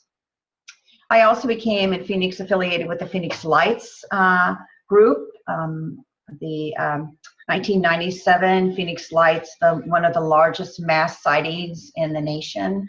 Good friends with Lin Tai and most of the people around the Phoenix Lights research. What was really interesting was that I did not see the Phoenix Lights, even though I lived there and was part of the UFO community. And I knew at that point that my work was not to be about craft research, but that my work was to be centered around consciousness. And so I began to teach extraterrestrial reality at Scottsdale Community College. That was an exciting thing that happened. I got the course filled, which was exciting. And I began to develop the meaning of exoconsciousness. I literally was given the term exoconsciousness. I was, as I said, I was a single parent raising my children, and that was back when we had those music alarms on the radio. And I remember distinctly the radio waking me up one morning, and I hit that snooze button, and I thought, I just fell back on the pillow, and I thought, okay, I've got 5 more minutes before I have to get dressed, make lunches, get the kids out the door, get myself out the door. I just take these 5 minutes, and in an instant, the word exoconsciousness just came into my being. I don't know if any of you went to Sunday school like I did, but I always think of that scripture. The word became flesh and dwelt among us. That word exoconsciousness became my flesh. It was really quite fascinating how that happened. And I believe that through the Institute of Exoconsciousness, the word exoconsciousness is dwelling among us. At that time, I was working with Michael Sala, his Institute for Exoconsciousness, his Institute for Exopolitics. And he was very supportive of me in putting together Exoconsciousness, and Michael and I are still good friends. And Michael was very academic, and I'm also academically trained. I had very well-educated parents and was always comfortable in an academic environment. So initially I began to define exoconsciousness more as an academic study about ETs. What are the extraterrestrial origins, dimensions, and abilities of human consciousness? So it was more, at that period, it was more of an ET-directed kind of study. And then I wrote my book, Exoconsciousness, Your 21st Century Mind, that I brought together not only my academic interest in consciousness and extraterrestrials and began to flesh out and define exoconsciousness, but I also share in that book my narrative and some exercises around exoconsciousness. Almost as soon as I published my book, interestingly enough, I was kind of doing a book launch type situation, you know, speaking at conferences. It was really exciting. And then all of a sudden, Edgar Mitchell reached out to me and asked me to be a part of his Quantrack organization. This is a picture of us in, I think, 2009 at the Disclosure Conference in Washington, D.C. Sorry. But Edgar and I worked together, and I worked with a woman named Suzanne Mendelson. I also worked with a woman named Terry Mansfield, and we put together the public relations and the fundraising part of the science. So the downloads really helped me because oftentimes I would have to digest and integrate scientific papers. So I would need to, I would read through them. And then at night, I would go to bed and say, okay, I need some help here because I'm not a scientist. I'm well educated, but I'm not a scientist. I would go to sleep. I would wake up in the morning. I reread the paper. I get it. So those were really exciting times. I was on a very steep learning curve about zero-point energy, working with consciousness scientists, trying to translate Edgar's work into emails and into initiatives. And if any of you are following my work now, really, we did so much work during the 5 years that I was with Edgar, and yet we had success, but some of the big initiatives that we were working on, we did not find success with. And one of the initiatives was that I worked with Edgar. I moved to Washington, D.C. for Quantrack and for Edgar. And Edgar and I were working on an appointment for us with John Podesta and Barack Obama in the White House to talk about disclosure, to talk about zero-point energy. And so those emails that I sent on Edgar's behalf to John Podesta are now in the WikiLeaks files. So if you would want to go to my blog, you can read. I've written 3 blogs about the WikiLeaks, what they meant, what my Edgar's and my correspondence with John Podesta, what that meant, and you might just find that of interest. I think what Edgar did, and we did together, was I think it's going to become kind of part of the annals of history that Edgar was reaching out to Podesta and to Obama at this time in terms of disclosure. So I moved from an ET focus, kind of an out there focus, to more of an internal focus, where now with the Institute for Exoconsciousness, it's about researching and applying the innate abilities of our human consciousness to connect and communicate with extraterrestrials. So what we're doing here is, with the Institute, we are really flipping the focus from who are these ETs, what are they doing, what's their message, to who are we as humans, by virtue of the fact that we are connecting and communicating with extraterrestrials. What is it about us that gives us the capabilities to connect with ET? And are we ourselves extraterrestrials? So the Institute for Exoconsciousness focus today is still about consciousness, but more about the human aspect of the extraterrestrial consciousness. In terms of science, I believe that today we are living through an auspicious time of what I call the exoconscious perfect storm.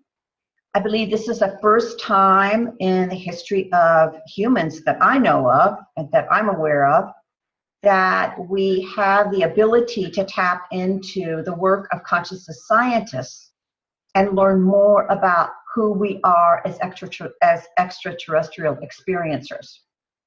So I think that we are moving into almost like a Renaissance kind of era where we will be able to scientifically, through theories and different diagnostic testing, be able to look at the lives and the bodies and the experiences of ET experiencers and examine them and come to, perhaps, I'm hoping, a deeper knowledge of what it means to be an extraterrestrial human or what it means to be exoconscious. So I was given this wonderful platform and opportunity through Edgar to work with so many consciousness scientists that I learned to speak their language, I learned their science, I learned their perspective, and I feel that this is something that the Institute for Exoconsciousness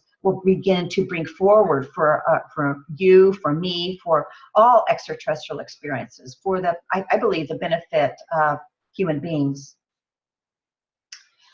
Now, when I say consciousness scientist, that's different than a brain scientist. Brain science really began with George Bush around the 1990s. George Bush declared the decade of the brain, and he launched almost simultaneously a study of the brain and a study of the Genome Project. So what happened was the Genome Project got a lot of publicity, was very successful, while the decade of the brain lost prominence. So what happened when Barack Obama came into office, he launched the Brain Initiative, which was modeled, instead of the decade of the brain modeling, he used the modeling of the Genome Project to study brain science, where brain science is mapping all of the cells and the neural connections of the human brain. It's very, very connected to artificial intelligence. It believes that consciousness is information within the brain, that the brain itself is consciousness. On the other hand, exoconsciousness and consciousness science believe that consciousness is a field, that humans, through their brain and through their body, participate in a consciousness field, that it is energetic, that it is, I would say, vital and alive, and that we can actually be inhibited in terms of our brain and yet still have a consciousness and a memory. There's studies done of individuals who only have a part of a brain and shouldn't be actually able to be living and have meaningful lives, and yet they do. So I think we know very little about the brain as it relates to the field of consciousness as a field. Now, this field would be similar to what we have in terms of remote viewing, what we experience when we remote view, how we take our consciousness and we move beyond a time and space to another point of reference, maybe across the globe or into the galaxy, on the moon, on a different planet. This field of consciousness would be comparable to what you experience if you are an out-of-body experiencer. This field of consciousness is equivalent to what you experience as if you're a medium, a person who speaks with dead people. This field of consciousness would be where you operate if you're doing any kind of spiritual healing, if you're bringing any kind of spiritual information in. This field of consciousness is something that our science has yet to get a hold of and bring to our understanding. As a matter of fact, I met a woman the other day. Since I live in Washington, D.C., I bump into people all the time. I was at yoga the other day, and a woman came, and we walked outside together, and she told me, I ask a lot of questions, so she told me that she worked with DARPA, the defense project here in Washington, D.C., and she has been working with artificial intelligence for 30 years. And I said to her, oh, how's that going? It's kind of casual question. And she said, oh, 30 years. She goes, we're stuck. And I said, really? And she goes, yes. She said, we're just not really where we need to be. And I said to her, oh, are you stuck because you don't understand consciousness, but you are understanding the brain? She goes, yes, that's precisely where we're at. So I think that gives us, or that gave me, a different perspective regarding artificial intelligence, regarding singularity, regarding transhumanism, that there's a lot of propaganda around how advanced we are, and yet a lot of the artificial intelligence, because it does not understand consciousness, is to an extent still limiting itself. Another thing that I believe is key to exoconsciousness is the ability to develop a psychic intelligence. And I looked at the work of Howard Gardner.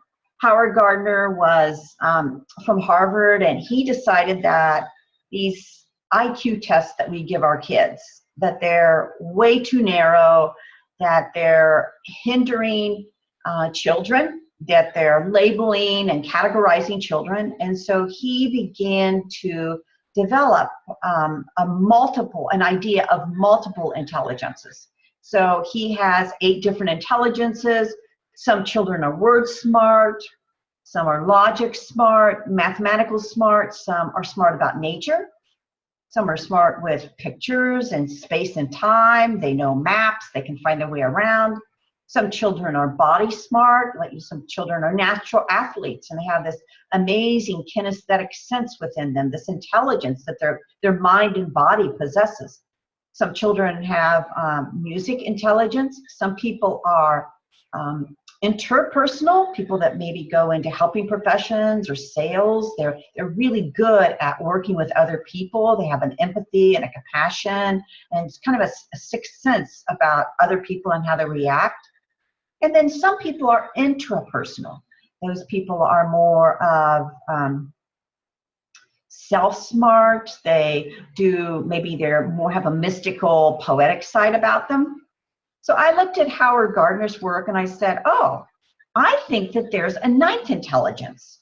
And I think that intelligence needs to be referred to as psychic intelligence.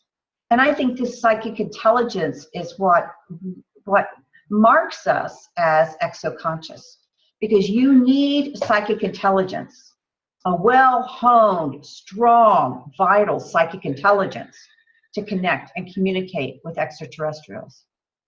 So kind of paraphrasing Howard Gardner and the other multiple intelligences that he created, I just said psychic intelligence is the ability to solve problems or create products that are valued within one or more cultural setting.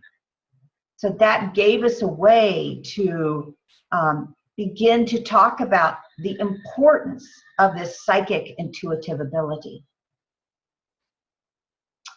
We won't go into it today, but at some point you might want to read my blogs, because I do speak about how the exoconscious human is an alternative to the transhuman or to artificial intelligence.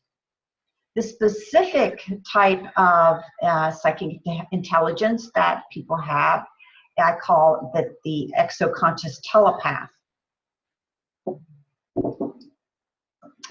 I followed the working with Edgar Mitchell, who came back from his Apollo mission and founded the Institute of Noetic Sciences. One of the chief scientists at the Institute of Noetic Sciences. Noetic means knowing, so knowing sciences, was Dean Radin. And Dean Radin came out a few years ago and stated as a scientist, and a well-regarded scientist, that ESP is proven, that telepathy, human-to-human telepathy is proven.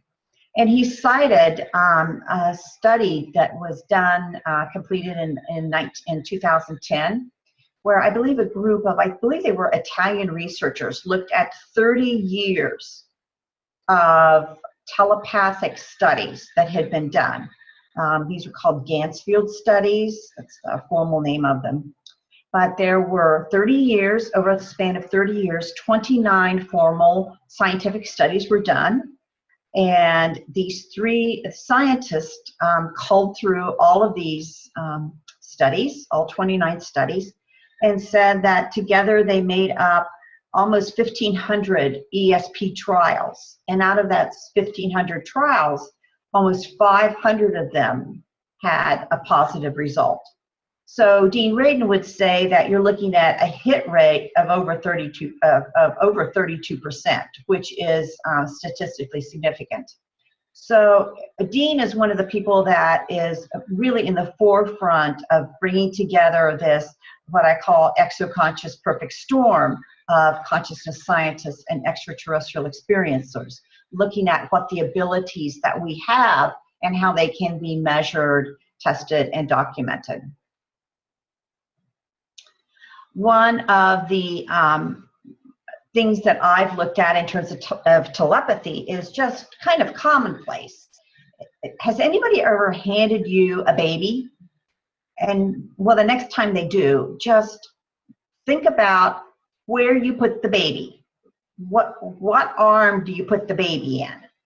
And oftentimes people put the baby in their left arm, because the way we communicate telepathically is right brain to right brain. And if you have that baby crooked in your left arm, you can easily, your right brain to that baby's right brain with this is what is giving the telepathic communication. So I always thought that was very interesting, how we humans do these things naturally, and yet we haven't yet got to the place where we're ready to say, oh, this is something that we humans possess, and is this exoconscious ability, is this telepathic ability, is this science consciousness ability, is this something that we're willing to sacrifice to artificial intelligence? And I would come down on the side of absolutely not, that this is a precious human innate ability that we have, and we have to wonder whether or not, in terms of nanoparticle implants that are in our atmosphere, they're in our clothing, they're in our medicines, are those nanoparticles something that is literally going to inhibit our psychic ability? Or if people begin to have direct brain implants, are those going to inhibit our psychic ability? And I can't even imagine a world where we are fenced in and lose our psychic ability. So that is one of my major, the major thrusts of my work. One of the things that I advocate for psychic intelligence. I advocate for being able to have a life where people become more psychic instead of less psychic.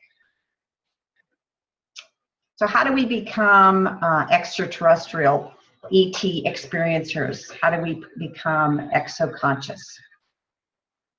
One of the ways that we become exoconscious is that we begin to interpret, translate, and integrate our ET experiences. What happened to us in our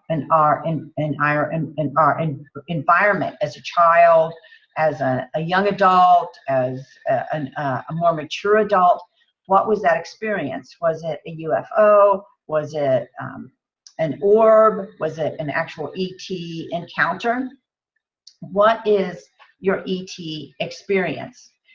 Consciousness is really lived experience. So how did you live what happened to you? One of the most beneficial things that I've ever done is I sat down over the course of a couple days and I wrote an ET biography. I wrote an ET biography about what happened to me. I wrote a timeline about when it happened and the details of what exactly happened. By writing that ET biography, I believe that you will begin to tap into how you developed and matured.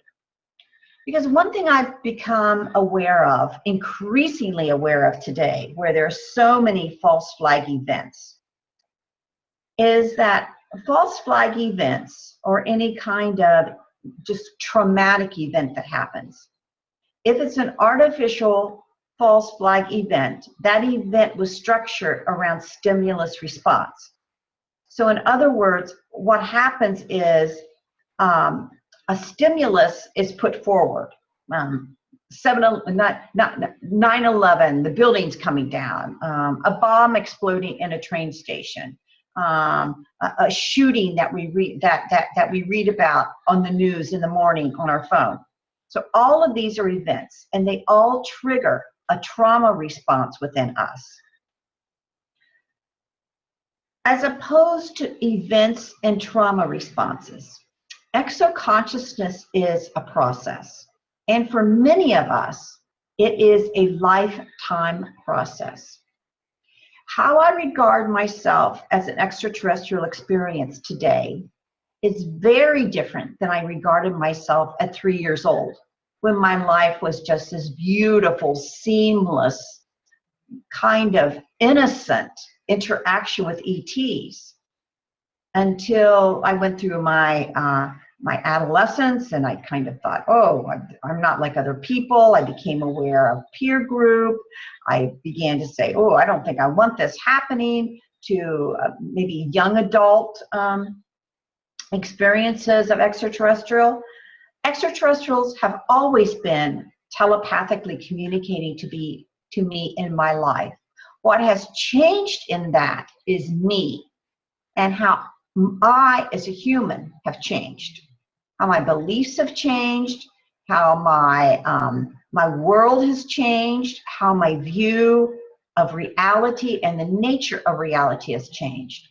So writing this ET biography will give you a glimpse into how you, as a human, have matured through a lifetime of an experience with extraterrestrial contact.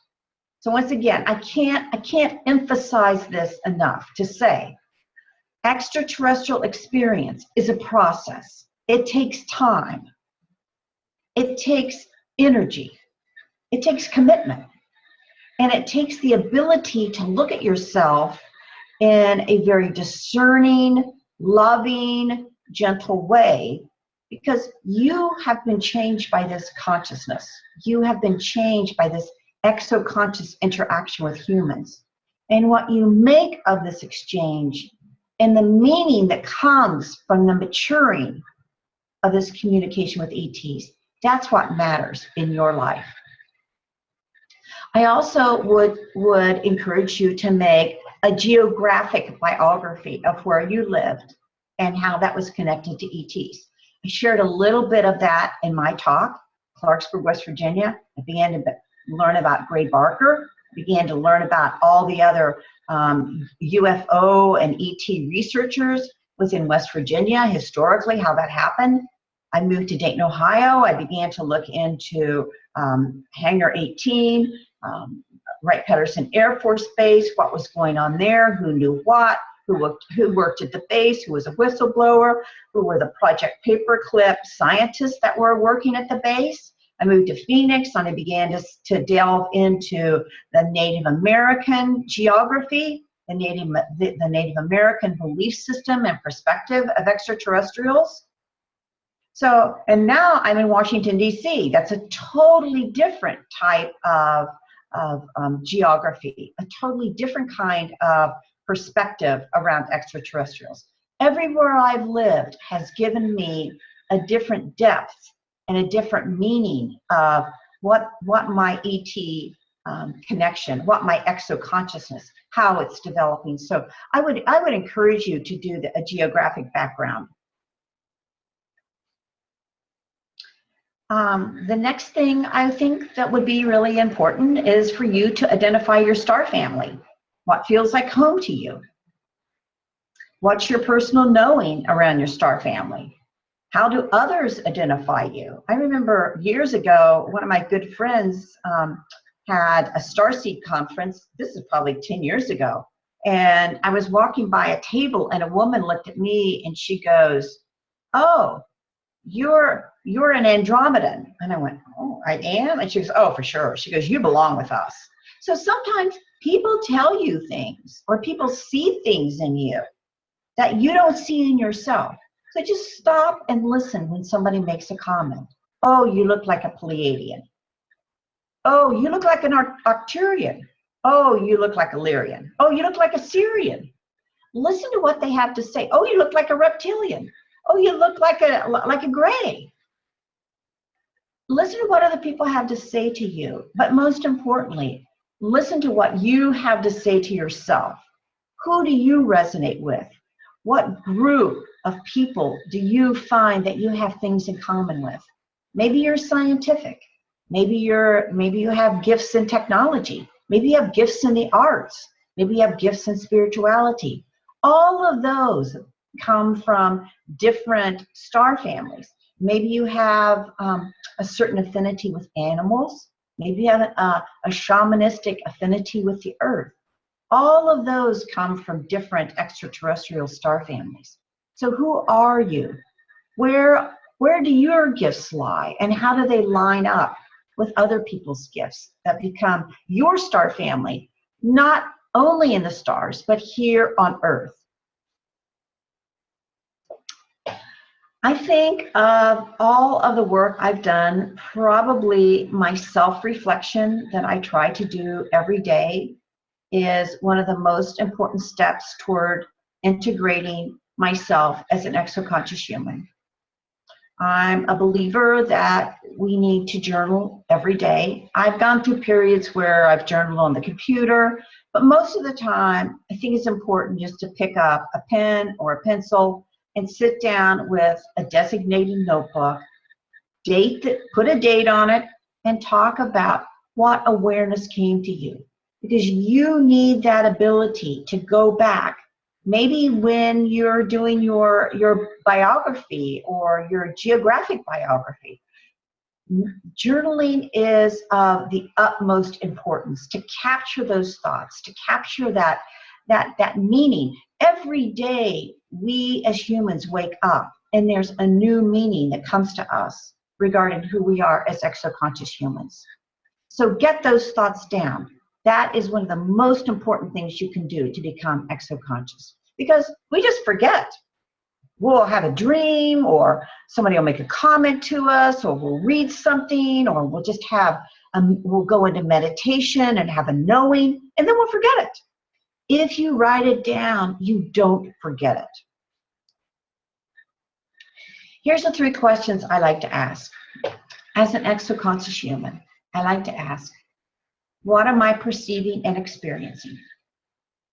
You can do this in your journal every day. What am I perceiving and experiencing? Where am I in all of this? So it's not about just the outer world, it's about your inner world. Where are you in all of this? And how and with whom am I participating? And this is the way we keep ourselves accountable. Are we participating with thoughts and perhaps people or ideas that really aren't of us, really not of our resonance? And if so, how do I hold myself accountable with how I am participating? Am I angry? Am I dismissive? Do I doubt myself? Do I question everything I do? Am I hard on myself? How am I participating? That's one of the most important questions you can ask yourself every day.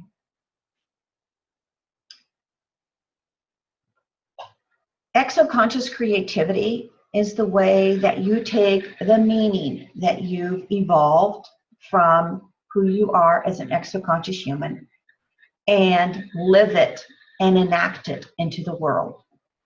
Creativity is how you live your exoconscious life. It's what you do.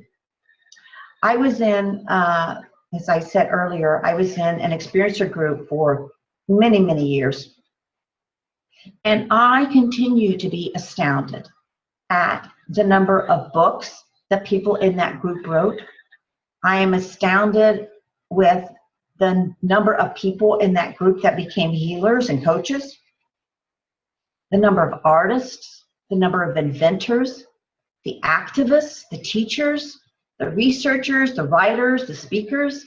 Everyone who came together in that group does something with who they are as an exoconscious human. It's kind of like that principle of what you give comes back. I believe that when we as exoconscious humans begin to live our exoconsciousness, live our ET connections in the world, that's when more and more information begins to come to us. For example, when I worked with Edgar Mitchell, I knew science, I didn't know that much science. Believe me, I learned the science. I was a doer. I got up every day, got on my computer, read the papers, did my research, learned my science. And that has stood by me and nurtured me and developed my exoconsciousness in a way that I can't even imagine today. I mean, that has deepened my expertise in so many ways. So get up every day and do something. Just do it. I don't know. And AA, they say, get up every day and make your bed. Well, I would say, get up every day and exercise your exoconscious muscle, because it is a muscle. Exoconsciousness is the muscular muscle of your body and of your being. We need to all develop an exoconscious language, and by that I mean that we are a community of language, symbols, metaphors, sounds we make. We talk to each other. We need to create new words. I just wrote a blog today about the silence of being an extraterrestrial experience, how we just don't have the words to express what happened to us. But we have to make new words. We have to make new signs, new symbols, new metaphors. The metaphor I used in my blog was being an ET experiencer is like learning how to swim. You get thrown into the water, and yet you have an innate ability to swim, just like we have an innate ability to be an ET experiencer. Please join, form communities of exoconscious people. These communities, like the ET Experiencer group that I was part of in Fountain Hills, like the ET online group that I have going with my institute, these are communities where open, safe communication, support, and acknowledgement increase. These are places where you can begin to develop friendships, begin to be acknowledged. Oh, I had that same experience. Oh my God, I can't believe I had that same experience you did. Or, hey, you know, reach out to someone. I'm having a rough time here. Things just aren't coming together. Reach out to a friend in your extraterrestrial experiencer group. It could be online. It could be meeting in a restaurant or a library, or it could be meeting in a contact group. Wherever you find your community. Because communities are literally consciousness fields where your consciousness learns to interact with other people and their consciousness. Communities are creativity fields. When I get creative and I'm writing a book, believe me, other people start writing books too. It's just amazing. When I get creative and I become a healer and I'm talking about the courses I'm taking and the clients I'm seeing, the people in my group get creative too. When you share the gifts that you have as an exoconscious human, other people begin to come in and share with you. So what I'm talking about here is exoconscious humans as mature and secure. We are mature, we are secure, and we live in our extraterrestrial contact and how it has developed us as humans.